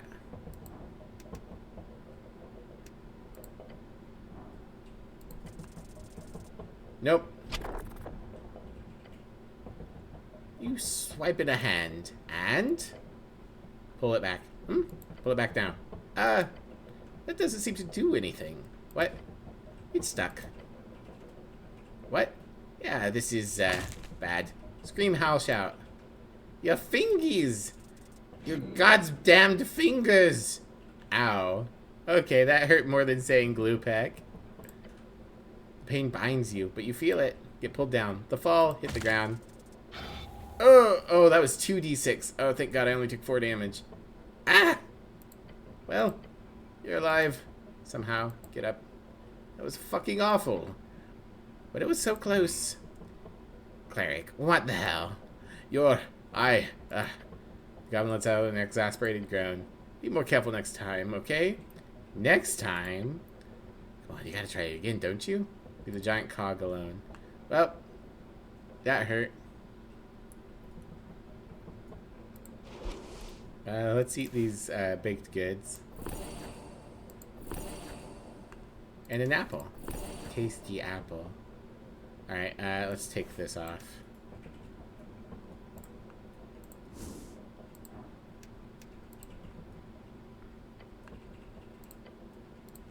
A long way to climb.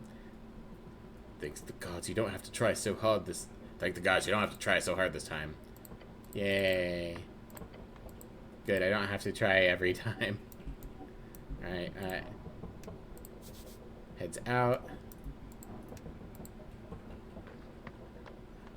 Alright, I want that sticky red thing, but I'm going to need a massive amount of dexterity to get it.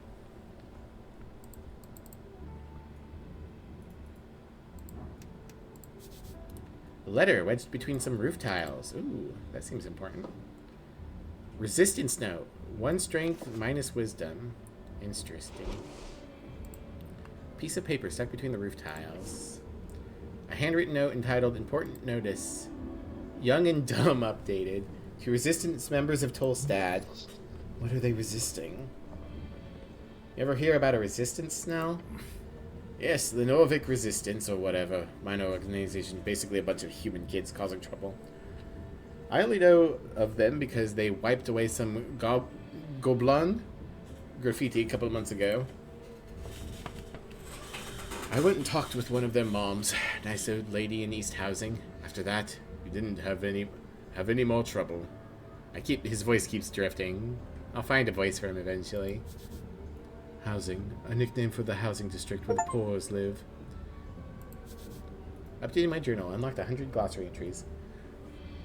The housing district, one of 5 districts in Norvik, the poor area on the west side of the river, named as such due to the Earth folk originally being housed there when Earth cleared out the ruins in what is now known as the Palace. They're Asgulus nationalist freestriders. Given that the note boosts strength and that they're assholes, I would assume that they're nationalists. Yeah. Hey, Hildy, welcome in. You lurk, you know you're almost done, but you say hello? That's okay. I've still got another hour or so. Thanks for stopping by, Hildy. Everyone check out Brunhilde. If I could get a shout out for her, that would be great. Hildy's a lovely streamer, very cozy and fun to be around. Make sure you check her out. Thanks for checking her, or thanks for shouting her out, Specs. Nationalists, I think. Bunch of boys. Human boys tend to lean nationalistic for certain reasons. Boys can be non-fascists. It's possible.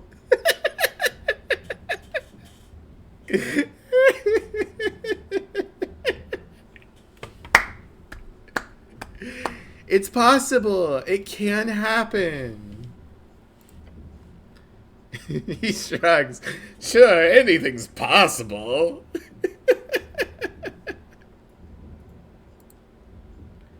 You need to eat and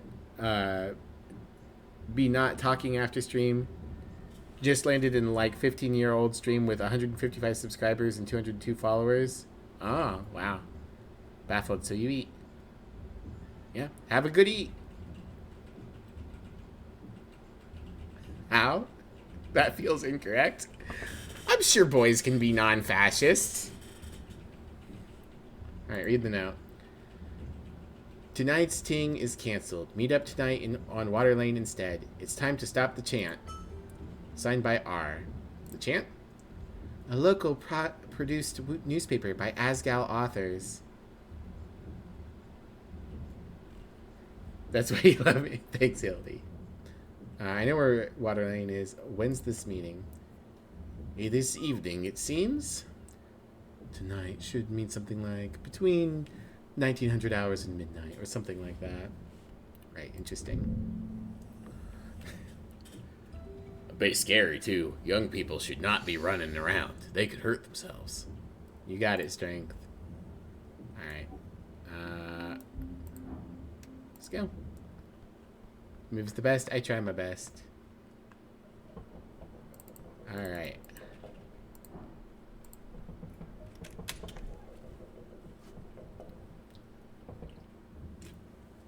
Oh, time for a ad break.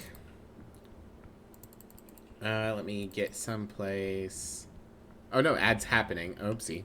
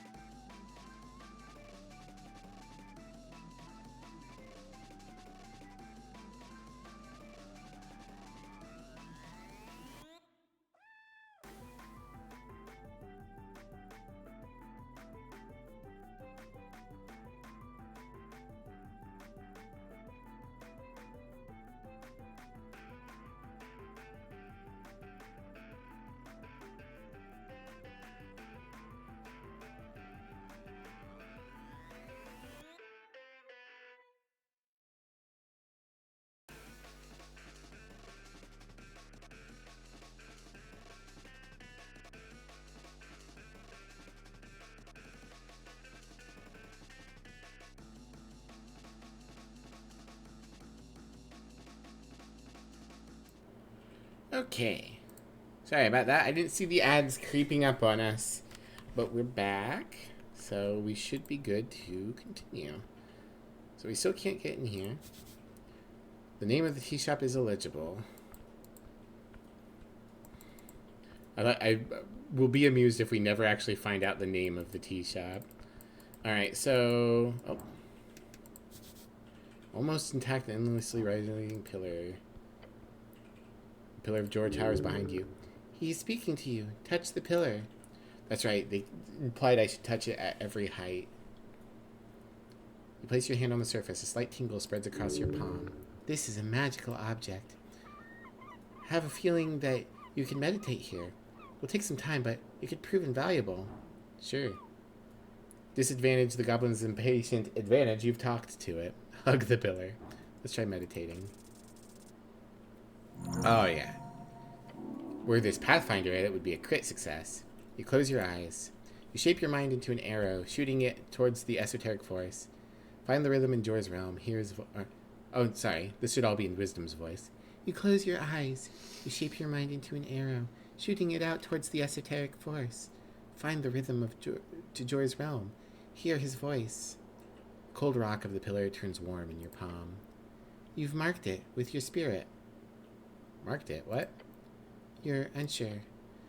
But you feel like there are more spots you need to investigate. Feel. Warm and deep. Goes deep down and far up. Open your eyes and move on. You lift your hand from the surface and you are able to see normally once again. But you feel like you've learned something. You must keep looking. Soon the pillar's secret will be revealed. You understand plainly. There is more to this pillar that you need to investigate. In time and further below. Alright. Well, now I'm actually more interested in interacting with this trash can because last time it had a spirit in it. There's a snack in here. You reach into the bin and pull out a somewhat intact cardamom tree. No, do not. You did not just... Let me be clear. You find yourself on Pillar Road. You see a cardamom tree in the bin. It's been there for God knows how long, and you think... that's the wrong voice. I don't know why I started doing the intelligence voice. You did not just... Let me be clear. You find yourself on Pillar Road. You see a cardamom tree in the bin. It's been out here for God knows how long. And you think to yourself, what the hells? I'll just eat some trash.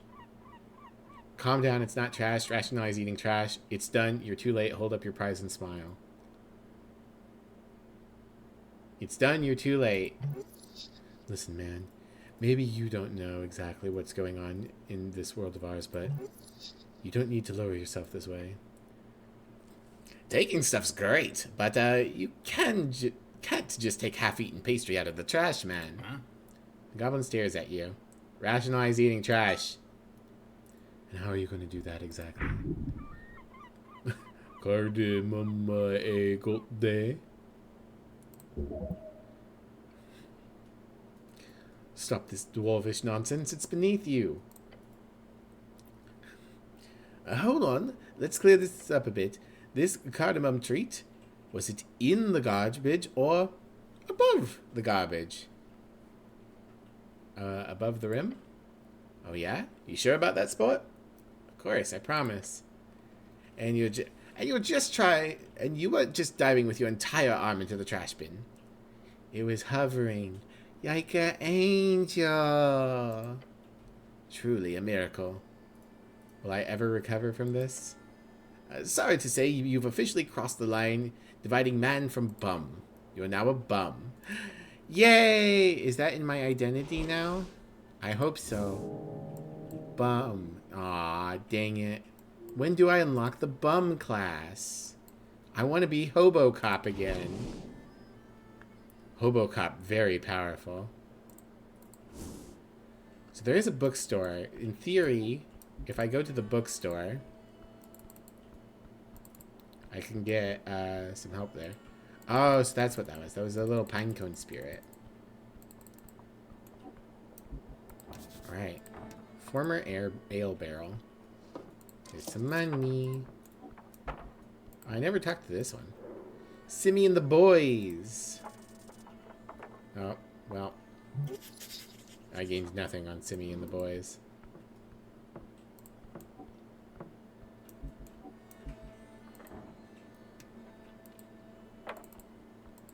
I want to help him, but I can't talk to Darrow. A new apple? Where did it come from? It's mine now. I love apple. Oh, there's something in this bag. I could go talk to the seagull. Use up another lay on hands. More treat and more money. I think what I should do at this point, though, is probably go down deeper under the city. There's a little mark there.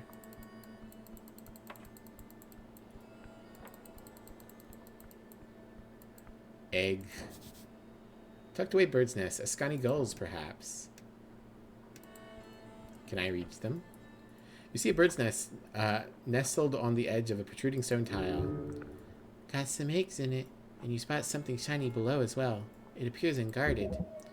Must be a gull's nest. Just don't climb down. Just don't climb out there, man. You'll die, like for sure. With the cantrip magic hand, you should be able to grab the content of the nest from a comfortable distance. Mage hand. A common arcane cantrip. Can be used to grab things from afar. Very useful. Where could I get Mage hand? You used to have a version of your own memorized. I was clearly lost in the river. Darn drat, feel sad. Sad. However, there are ways to restoring your memorization of the cantrip. You need a source, perhaps in a library. You had it for a time. If you had time for a trip to the towers, that would be ideal. Alas, have to make do. Perhaps those esoteric books found in the Lich House could be of use. Alright. Well, if there's more books in the Lich House...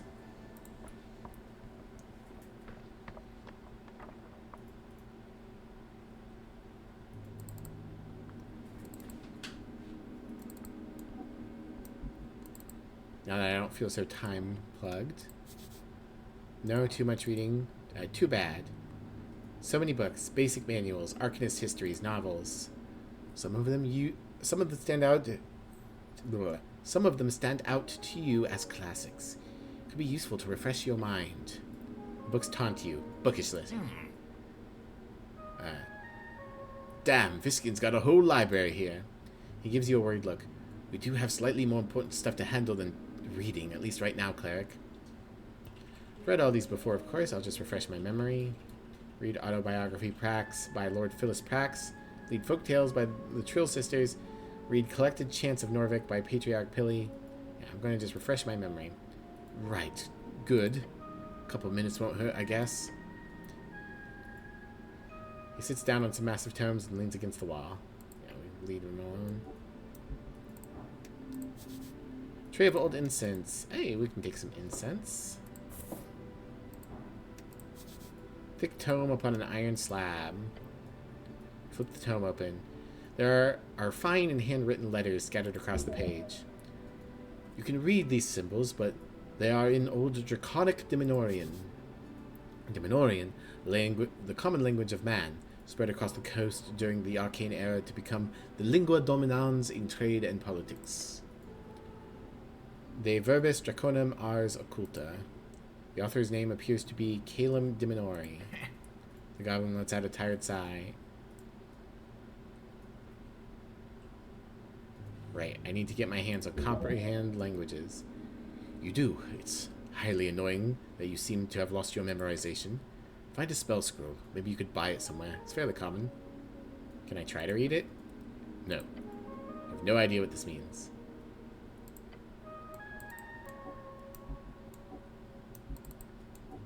Corpse, we got mushrooms, we got an empty pot. Why can I interact with it then? Looking inside, you find the spot to be empty. Most contain strange herbs or ashes. This one does not. Cozy spot? The pot was recently emptied. You can still see remains of dust at the bottom. There is fear. You must grow sturdier. You hedonistic fool. Pray the stomach dies and lets the mind work without its poisonous influence. Okay.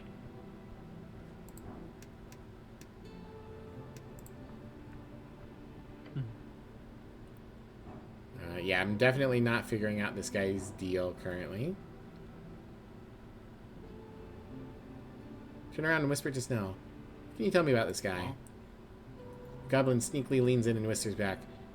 You want a rundown right in front of him? Glance back at the pale man. I don't think he can hear us. That's not the point, cleric. Call out to Viskin. Can you hear us? No, cleric. Nor am I listening. Go ahead. See? Goblin sighs. Give me the rundowns now. Viskin is the local mortician, unaffiliated, works on contracts with the city. The HWBT has a deal with him, partly because he's a neighbor, and partly because he's not, you know, human. A normal person. Goblin clears his throat and throws a glance back to the mortician.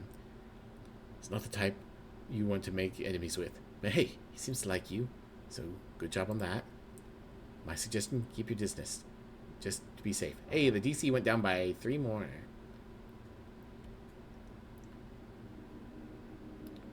Tell me, what do you know about the tea shop? What's there to say? I know about as much as your average Norvikian. He does a humble shrug. A lie, he knows much more. Tell me what you do now. Of course. I heard the explosion. I went out to investigate, only to find the tea shop caught up in a raging inferno.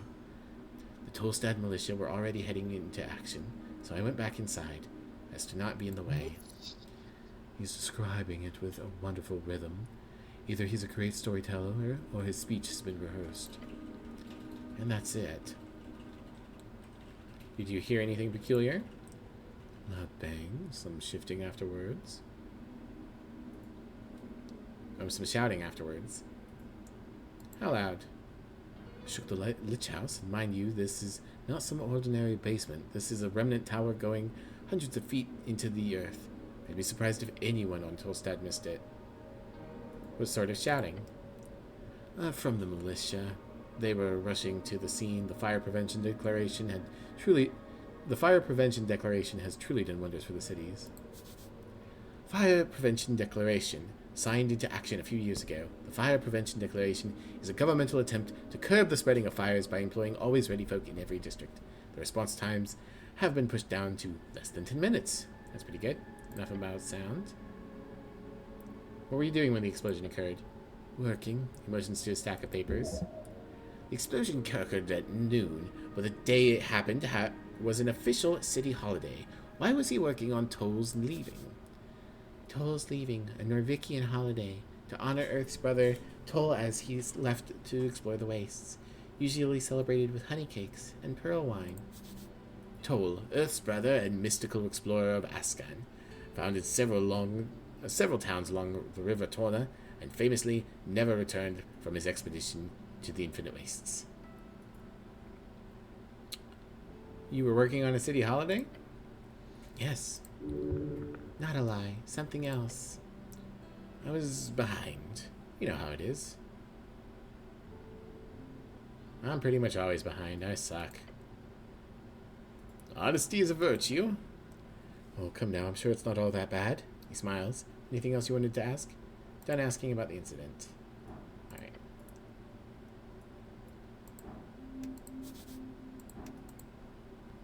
I'm going to assume I'm allowed to interact with things now. Yeah, free shards of joy.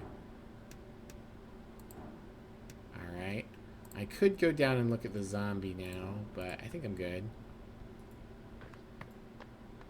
Didn't find Mage Hand in here, which is a shame.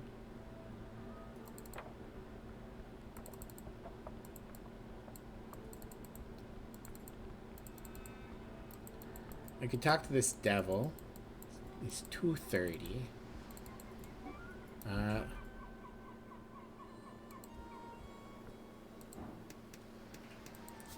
A shard. Oh, I'll take another shard of joy, sure. Alright.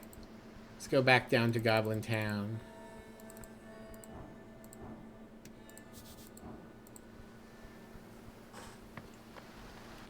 How much experience I need?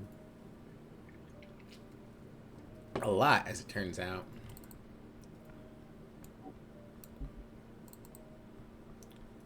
Alright, let's go this way.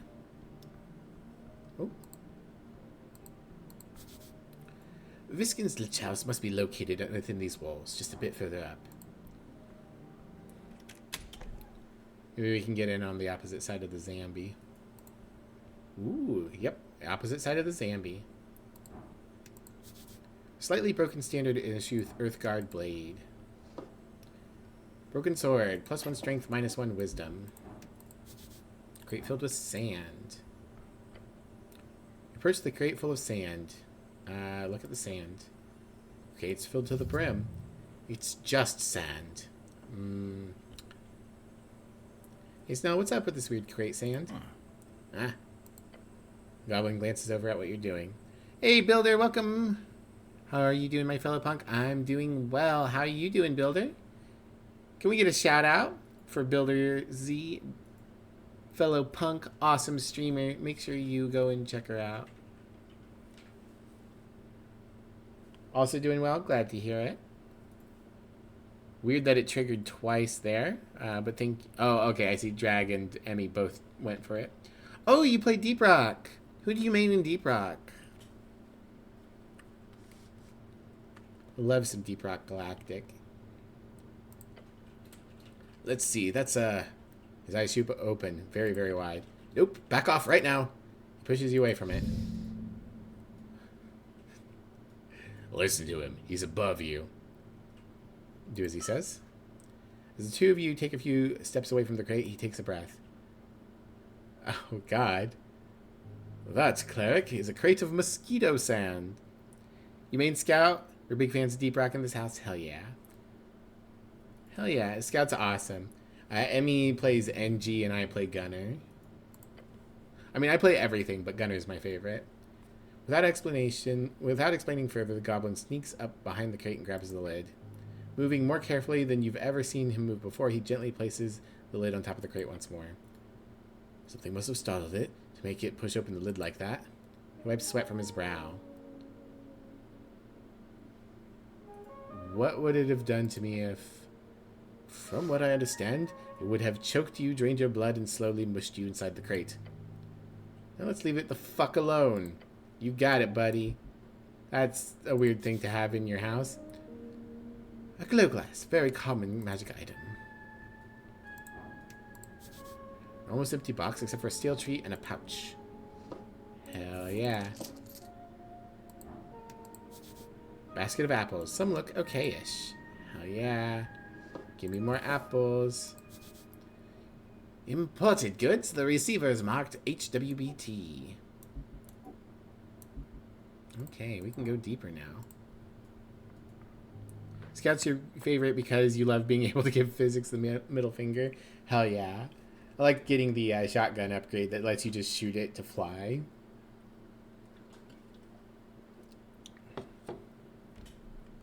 Alright. City below. The city below the city. Mushrooms. Glowing mushrooms must be tasty. Hell yeah. That's for swamp extract. I'll take those. Whoopsie.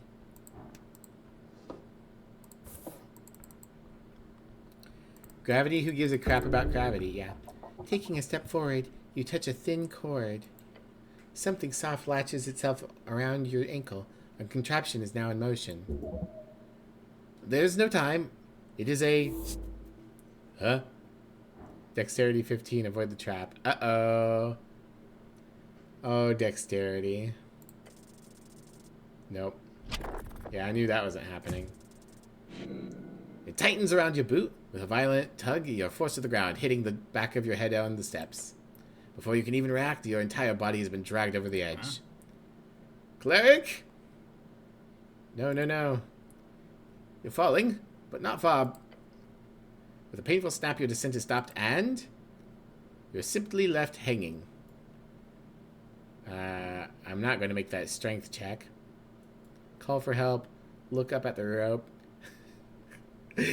Seems like I'm in a bit of a pickle. The goblin leans over the edge with a frown. The mechanism's below. I can't reach it. I can try to grab you once you make it up here, but you gotta do most of the work yourself. Can't you go get a rope or something? No time. Just take a deep breath. You can make it. Look up at the rope. It's now tied around your boot. Should keep you hanging for a long time. You see how it's connected to a series of pitons wedged below and in the side of the stone walkway. Next to you is a hanging rock. It's acting as a counterweight. A terrifyingly efficient yet surprisingly simple contraption. Whoever set this up is an expert. Oh, hey! I understand the contraption. My strength check went way down. Let's do this. How long can I hang like this? Not long. Your skull's spooling. Within minutes, you'll lose control of your mind. DC 2. There's no time. Push. Yay! A final deep breath. You feel the numbness spread as you heave upwards. One gloved hand grabbing the rope, then another. Through sheer power, you pull your entire body weight upwards, climbing higher and higher until... A green claw grabs your hand. Your goblin companion groans as he helps you up. You roll over the edge. Get the rope off. Your fingers dart around your ankle, desperate to remove the latched rope. You rip it off and toss it to the side. Free. Safe. Alive. What kind of evil piece of shit makes a trap like this? A skilled hunter, most likely. There's no mechanical contraption, just a series of pitons and a strong rope. The goblin stumbles back. Fucking hell. You realize you've been holding your breath. Your lips are probably turning blue. Breathe. I need to breathe, damn it. Air fills your lungs. You are alive. Thanks, now. He nods. That was a nasty trap. I don't think I would have noticed it either. Your companion looks disturbed. Still, don't let that happen again. Check out the rope. Extremely sturdy rope. Thick, soft to the touch. You do not know the name of this material. Must be exotic. And at the knots, you see a series of burned-in letters. Someone's left a message on the end of the rope itself. Behold, Bulbaslap. Not Bulbaslap. Ah. You always have a hard time with Scout. It's so dark without the big flares. Yeah, I gotta have a Scout. Bulba, the last of the Titans, fought against dragons in Vorgeni, died in the Haze Sea swamp. His corpse spawned many monstrosities along the corpse. Vorgeni, one of the 8 bands along the coast, an upland of crags, marshland, and gravity-defying mountainous terrain, home of giants, shamanistic humans, and tribal gnome folk. Kraid. Creepy. I don't know what that means, but I don't like the looks of it. Really, really don't. Let's go. I wonder if I had noticed it with my actual eyes, if I would have been able to disarm it. More mushrooms. Yum yum yum yum yum yum.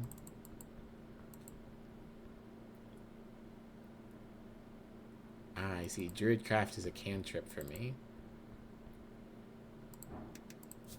It's a long way down. Okay, so that's just where this ends. We can't go any deeper currently.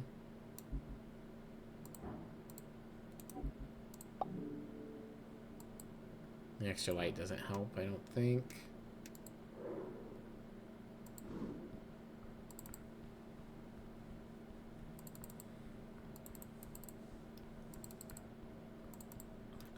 Okay. Well, we can ask later, or we can come back later if we get something that would be helpful here.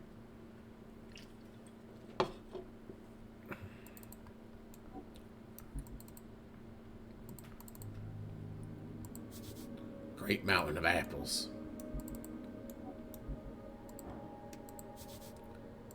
Let's take more incense. Corpse under a blanket.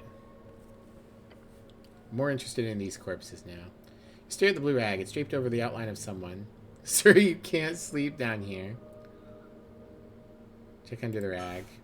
Underneath, you find the cold corpse of a human. Thinning blonde hair, unkempt facial hair. Yeah, this guy looks fresh.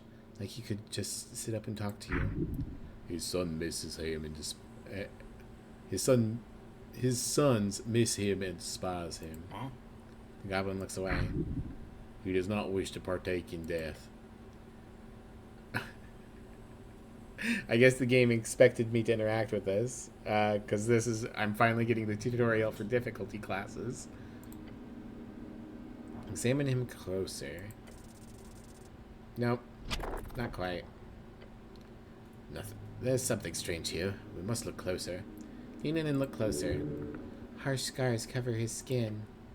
Signs of being either a hard worker or careless worker litter his skin. Make sure to check his back as well. Try to move the corpse. The moment you touch it, black veins appear over its skin. A feeling of impending doom comes over you. Your stomach drops. Doom. The lair of a lich. Lich, undead spellcaster of immense power. Created and sustained by consuming the souls of mortals, they are capable of eternal life and terrifying esoteric might. Followed by a wave of pain. Ow! Necrotic energies. Let go of the damn corpse. Drop it. The moment you let go, the pain subsides. The dark marks on its skin disappear as quickly as they showed up. The goblin looks over at you with a concerned expression.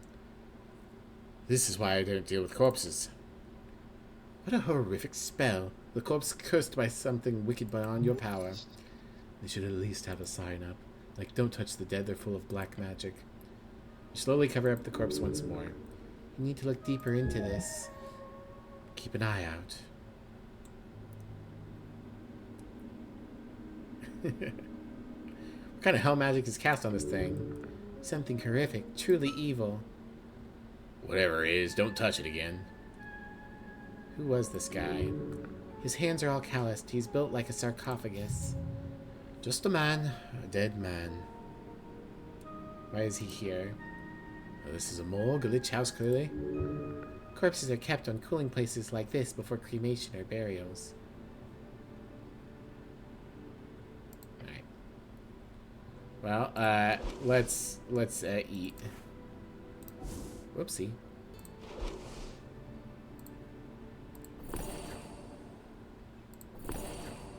There we go.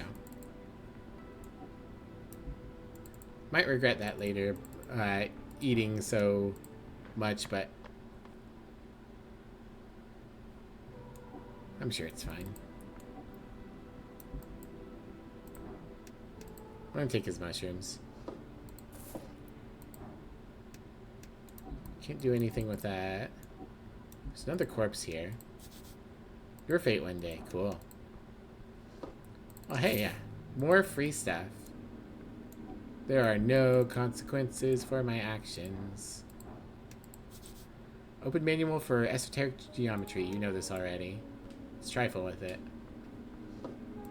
Oh, there's incense here. Okay, I'll take that.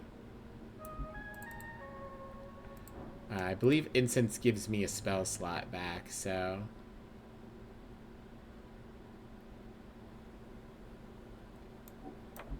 Oh, there's something here. It says Viscon's Lich House, but then the and dentistry is scratched out. Interesting. Alright, it's almost 3 in the video game. Oh. Was this here before? Goblin wall art. Hubbit. A green face is splattered across the facade, staring wildly towards a flaming sky and the dragon spread across it. Or something like that. Can you call this art? Of course you can.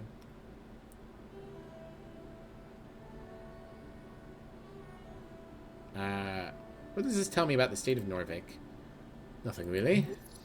The goblins are artists. Place your hand upon the wall. Take a step forward. The painted stone surface is smooth. This is no cheap dwarven rock. This is gate era architecture, disguised among the rest. Truly ancient. You feel an esoteric urge to communicate with this object. Hell yeah!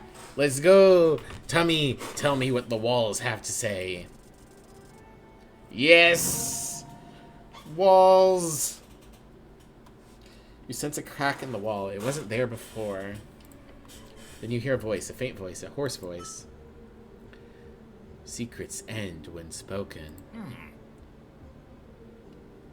Did the goddamn wall just talk? The goblin says and laughs. Hashtag my walls. Our walls. Speaking to us. Esoteric bullshit really does follow you around, doesn't it? Esoteric bullshit. Wherever the weird, unstable magic around Jor's coast makes things go a bit too wacky, people tend to say this. Oh good, you're not crazy. Talking to walls now, awesome. What's it like being a wall? Nothing. Nothing good or nothing bad? Nothing. In isolation. What's your political affiliation? Fear! Perfect response. Are you sure you understand the question? Yes. Alright then. What's your name? Chansey. Oh, really? That's pretty neat. I like that I can say that I don't like most people's names. That's a pretty name. I like Chansey. Okay. How old are you? 15 times aliens. How many years is that? 2,000. Built you all. A god. Which god? Iomestra. Haven't heard of that one. Never heard of that god. DC 20, wow. What do you know about Norvik? Nothing. Do you know what Norvik is? No. That makes sense. At least if the wall is older than the Reconquest. The Reconquest, a historical event in Norvik. It began with Earth's landing in 466 AE and is said to have been finished in 468 AE, when Earth finished eradicating the trolls who roamed the ruins of Tolenkatl. It is a point of contention if it should be called a reconquest or just a conquest, as no humans had ever lived in the location before. You're a big Chansey fan now? We love Chansey, the graffitied wall. That's all the questions I have for now, Wall. Give it a pat. Okay. The crack disappears as quickly and silently as it came to. Then silence. You really have a knack for getting info out of anything, Cleric. That was surely an esoteric event, or else you're turning mad. Nicest wall you've ever met.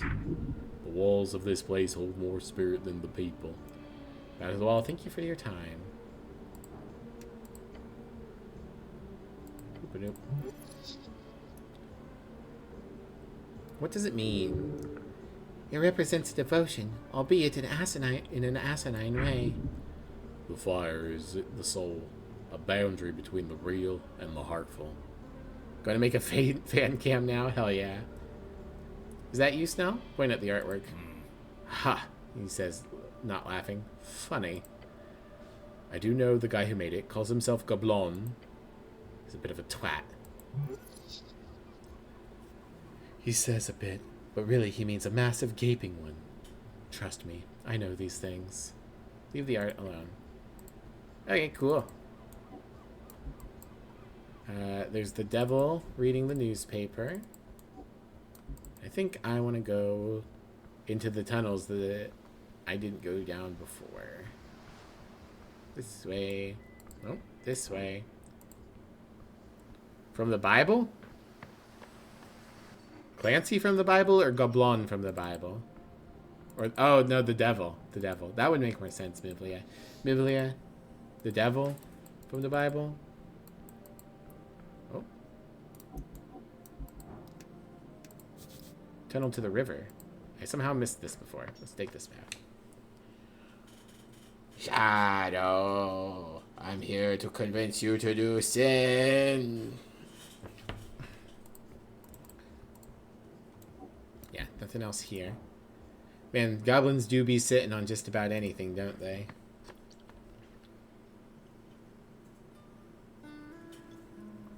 Alright. Okay, so that's how that connects. Cool. Slit mailbox says Snell, HWBT. It's Snell's house. Hey Snell, do you have things that I can steal? It's a bit high up. Too far away. Mass-produced glowstone lantern. Glowstone lantern. It appears to be non-functional. Try to fix it. Ooh, just barely. You spent a few minutes looking it over, realizing a bit later that you should have, that there is an esoteric effect on the lantern itself. Investigating it further reveals the issue, the glowstone's connection with the flimsy metal plate around it. While the heat remained and the stone is quite hot, its weak esoteric light was esoterically spread out across the full surface of the lantern instead of focused on the glowstone itself. Reattach the glowstone without burning yourself. With a quick snap, the light returns to the lantern. Such a simple solution. You should have come up with it quicker. I fixed the lamps now. Huh? Thanks. He gives you a thumbs up. Such gratitude. Snell really trusts you. Now you won't have to trip when you go to the bathroom in the middle of the night anymore. That's not really a problem, you know. Goblins don't piss. He points out his eyes. Goblins don't piss. Dark vision. What? No, it's you don't piss. Then why do you have a lamp? It's not perfect dark vision. He stretches a bit. But yeah, the fixed lamp will help. Thanks again, Cleric. I'm so good at tinkering with stuff. You're slightly above average, which says more about the average than it does about you. Oh, intelligence. You're such an asshole. You do not need to relieve yourself. Thank you, Tommy. Ah, Bagatelle. The goblin has some good taste, then. One of Snell's boxes. I'm going to assume Snell is okay with me taking his things. He sure is the type to have a photo of himself on the wall. Family. Snell's work. That is quite the corkboard he's got going. Expensive material. Ooh, he's got a fancy bed. You stand before a wooden board covered in sketches of various people, each of them connected via long red threads. What's this, Snell? Ah, he looks over to you from across the apartment. Yeah. Project Visualizer. Helps me keep track of jobs. You can check it out if you want. Looks like a ton of work. It's not really. Haven't had that much downtime yet. Once it's finished, I'll make sure to compile it into a proper report for the old lady. Look closer at the sketches. You see several faces you recognize, and some you don't. A birdman with a black and white pattern, along with a note, tea shop owner. A bulky merman with the text, rival? No, unambitious. Merman, a male merfolk, not to be confused with a mermaid. A mermaid, half fish folk, not always female, but still called mermaid by humans, to the chagrin of their men. A stout-looking dwarf in a uniform with a hammer symbol in the corner. Patron. A stylish orc with a free strider heart symbol in the corner. Completely unaffiliated. Suspicious. A man holding a skull. No motive. A human with a fancy beard and a fish symbol in the corner. Suppressing info. Beware. And finally, you look over the central piece. There's a beautiful rendition of Lady Sageleaf herself. Sketch is wonderful. A depiction of love. Her note reads, enemies, spies, city conspiracy. Interdesting. I wonder if I will need to sleep in Snell's bed. You stand before the now working glowstone lantern. I've already said these things, even though for some reason they haven't updated. Whoopsie. Didn't mean to behold you. Welcome to my pad. Go ahead, root around as much as you want. Really? No, don't touch anything. He sighs. Not sure how any of this could be in any way useful for the job. But let me know when you're done looking around. Looking, nothing else. Whoopsie. I accidentally stole all your possessions, sir. Love that the DC for that is below average. Oh, I missed which thing you were talking about at the moment. Oh, you are below average at tinkering. That would make sense. A nice apartment. Yeah, I'm not here a lot. Goblin laughs. I'd argue it's much better than usual.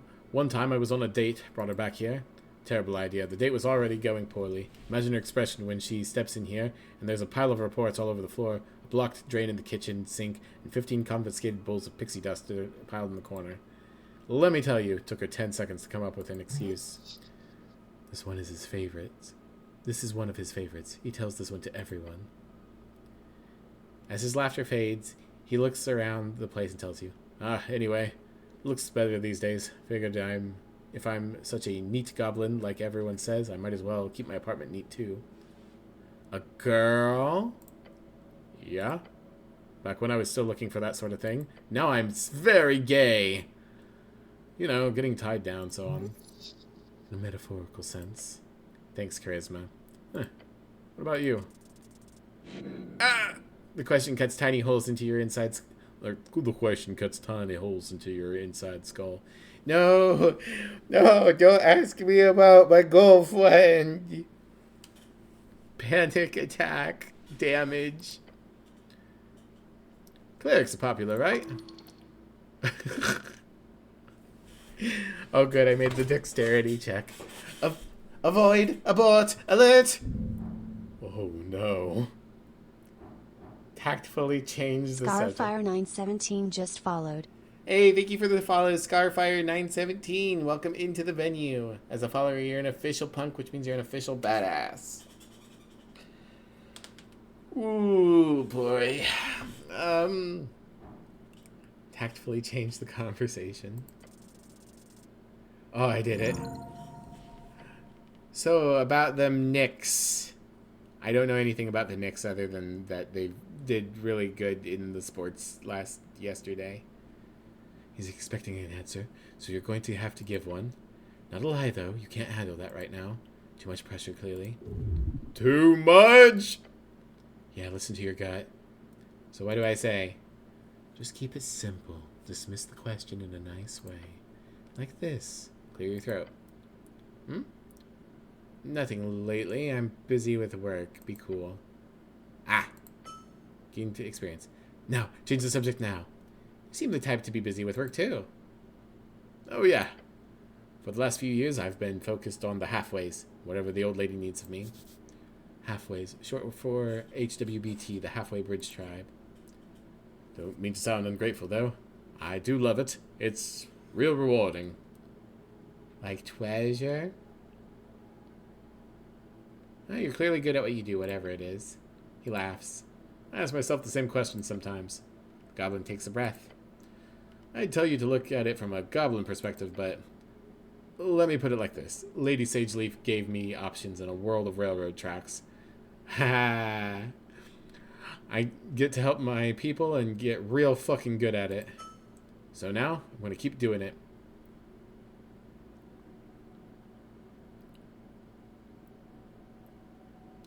But at least you get a good salary, right? It's alright. I do alright. He grins. Anyway, anything else you want to chat about, or should we get going? You live here alone? Yep. You like living here? It's central, right next to the garden. That's all I really care about, although the ventilation system is pretty sweet during the colder months. Ventilation system. Tolstad is full of tiny holes and air shafts. These circulate air from the river winds all through the tunnels. No one knows fully how they work, but they circulate both heated and cooled air, most likely magical in nature. It's a cool place. Thanks. Let's move on. He mouths and gives you a side glance. What about you? Huh? Where do you live, cleric? I should lie, right? I could tell him the truth. I live on North Wall, in a nice city-sponsored apartment. Avoid the full truth. I live with my mom!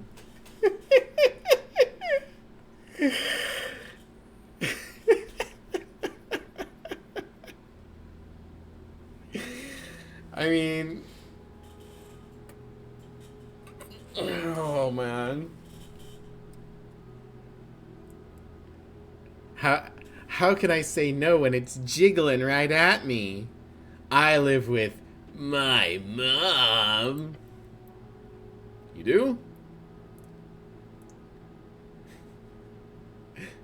Yes? Huh. Well, I guess that's not too uncommon. Yeah, what's wrong with living with your mom?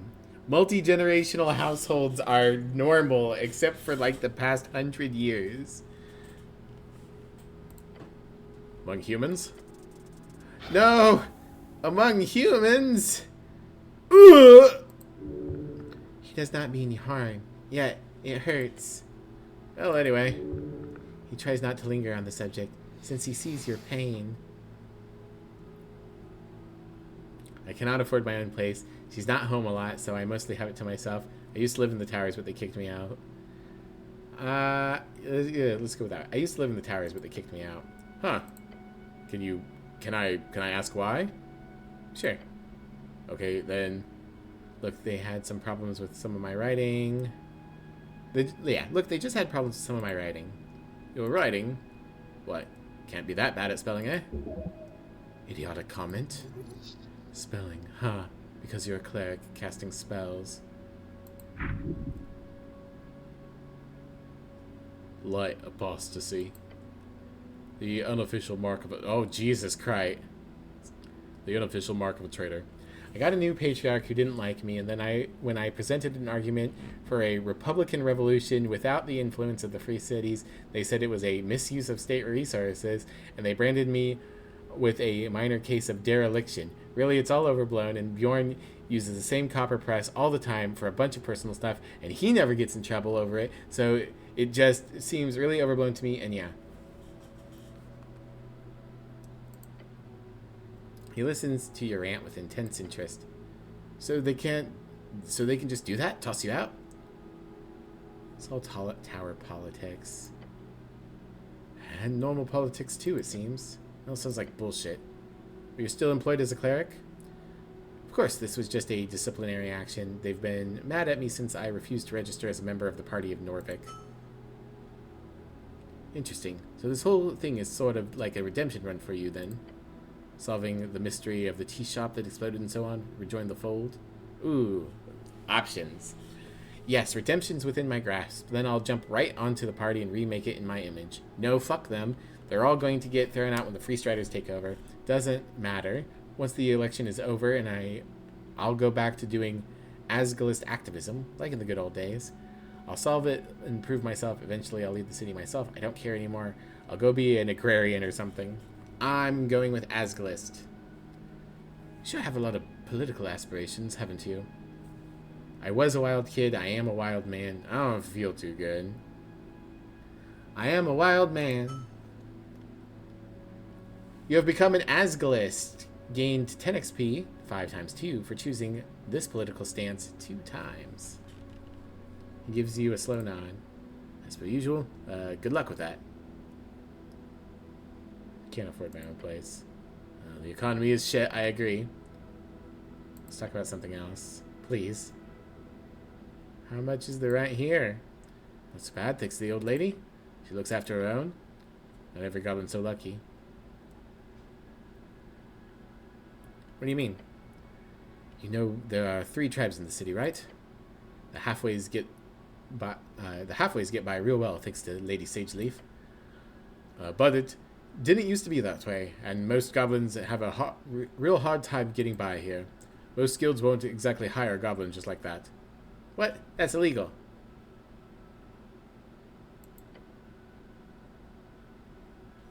I know, doesn't stop them.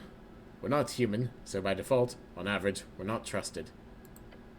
Back in the day, there were apparently a bunch of programs meant to push us into the workforce, anti-discrimination laws, goblin public work projects, but the support for those ran out way before I was born.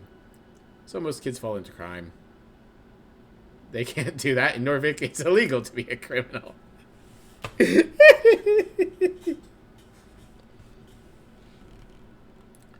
That's understandable. It's the only path for them.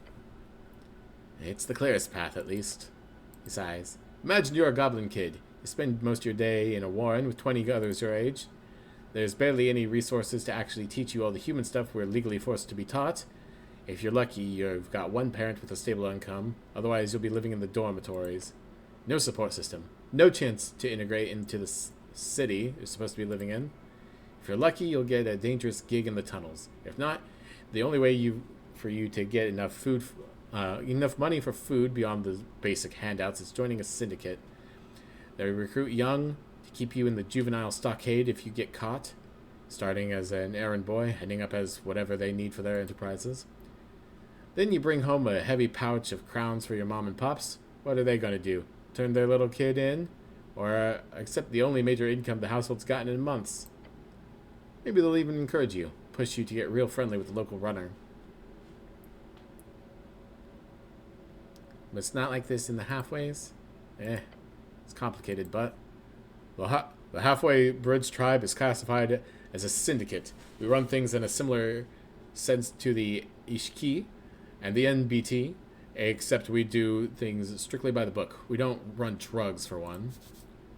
Ishki, one of the 3 goblin tribes in Norvik, commonly called the Water Goblins, due to their river expertise, led by a council of 3 Nilbogs, housed in a...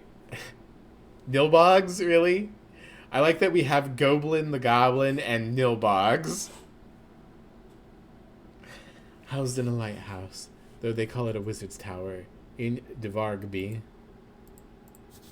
Dvargby, one of 5 districts in Norvik, located in and around the Great Steam Pit in northwest Norvik. The Great Steam Pit, the GSP as they call it, it's a big hole that's always hot, from magic dragonfire or something, the same type that keep the burnt coast hot.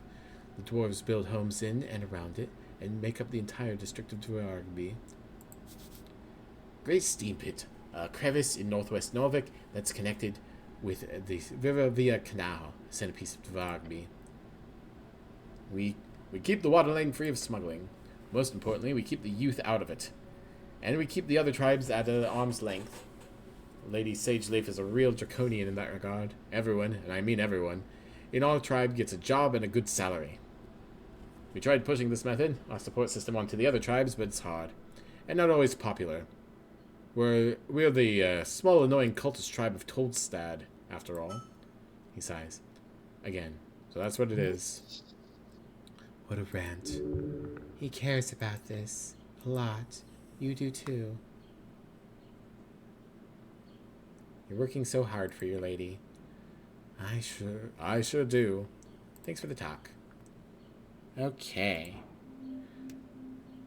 Well, that seems... We got an autosave, but that seems like a good spot for a regular save too. I think we can save over our previous save. I don't mind doing that.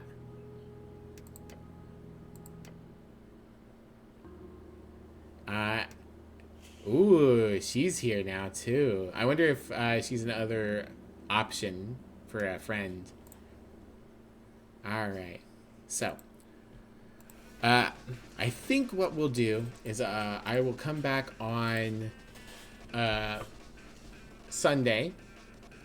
And on Sunday, Monday, and Tuesday, we'll play more Esoteric Ebb. And then we'll do Wednesday, Thursday, Graveyard Keeper. And we'll keep like alternating like that. So I do 4 days, quote unquote, in a row of the same game. And bounce back and forth until we finished it all. Water Tribe. Sounds like a plan. Alright. Well, as always, you guys can find me on social media. I need to raid out of here quickly because the ads are trying to come back again. So grab yourselves a raid message, and I'll see you guys on Sunday. Let's see who's around. And I hope you guys have been enjoying Esoteric Ebb. I know I have. Prolo is playing Motor Slice. I know a lot of people have been playing that lately. Is anything else popping at me? Fran's playing Pronoun Palace. Someone in my chat mentioned, I think it was Jag mentioned Pronoun Palace. I think I want to raid Prolo though. Let's raid Prolo.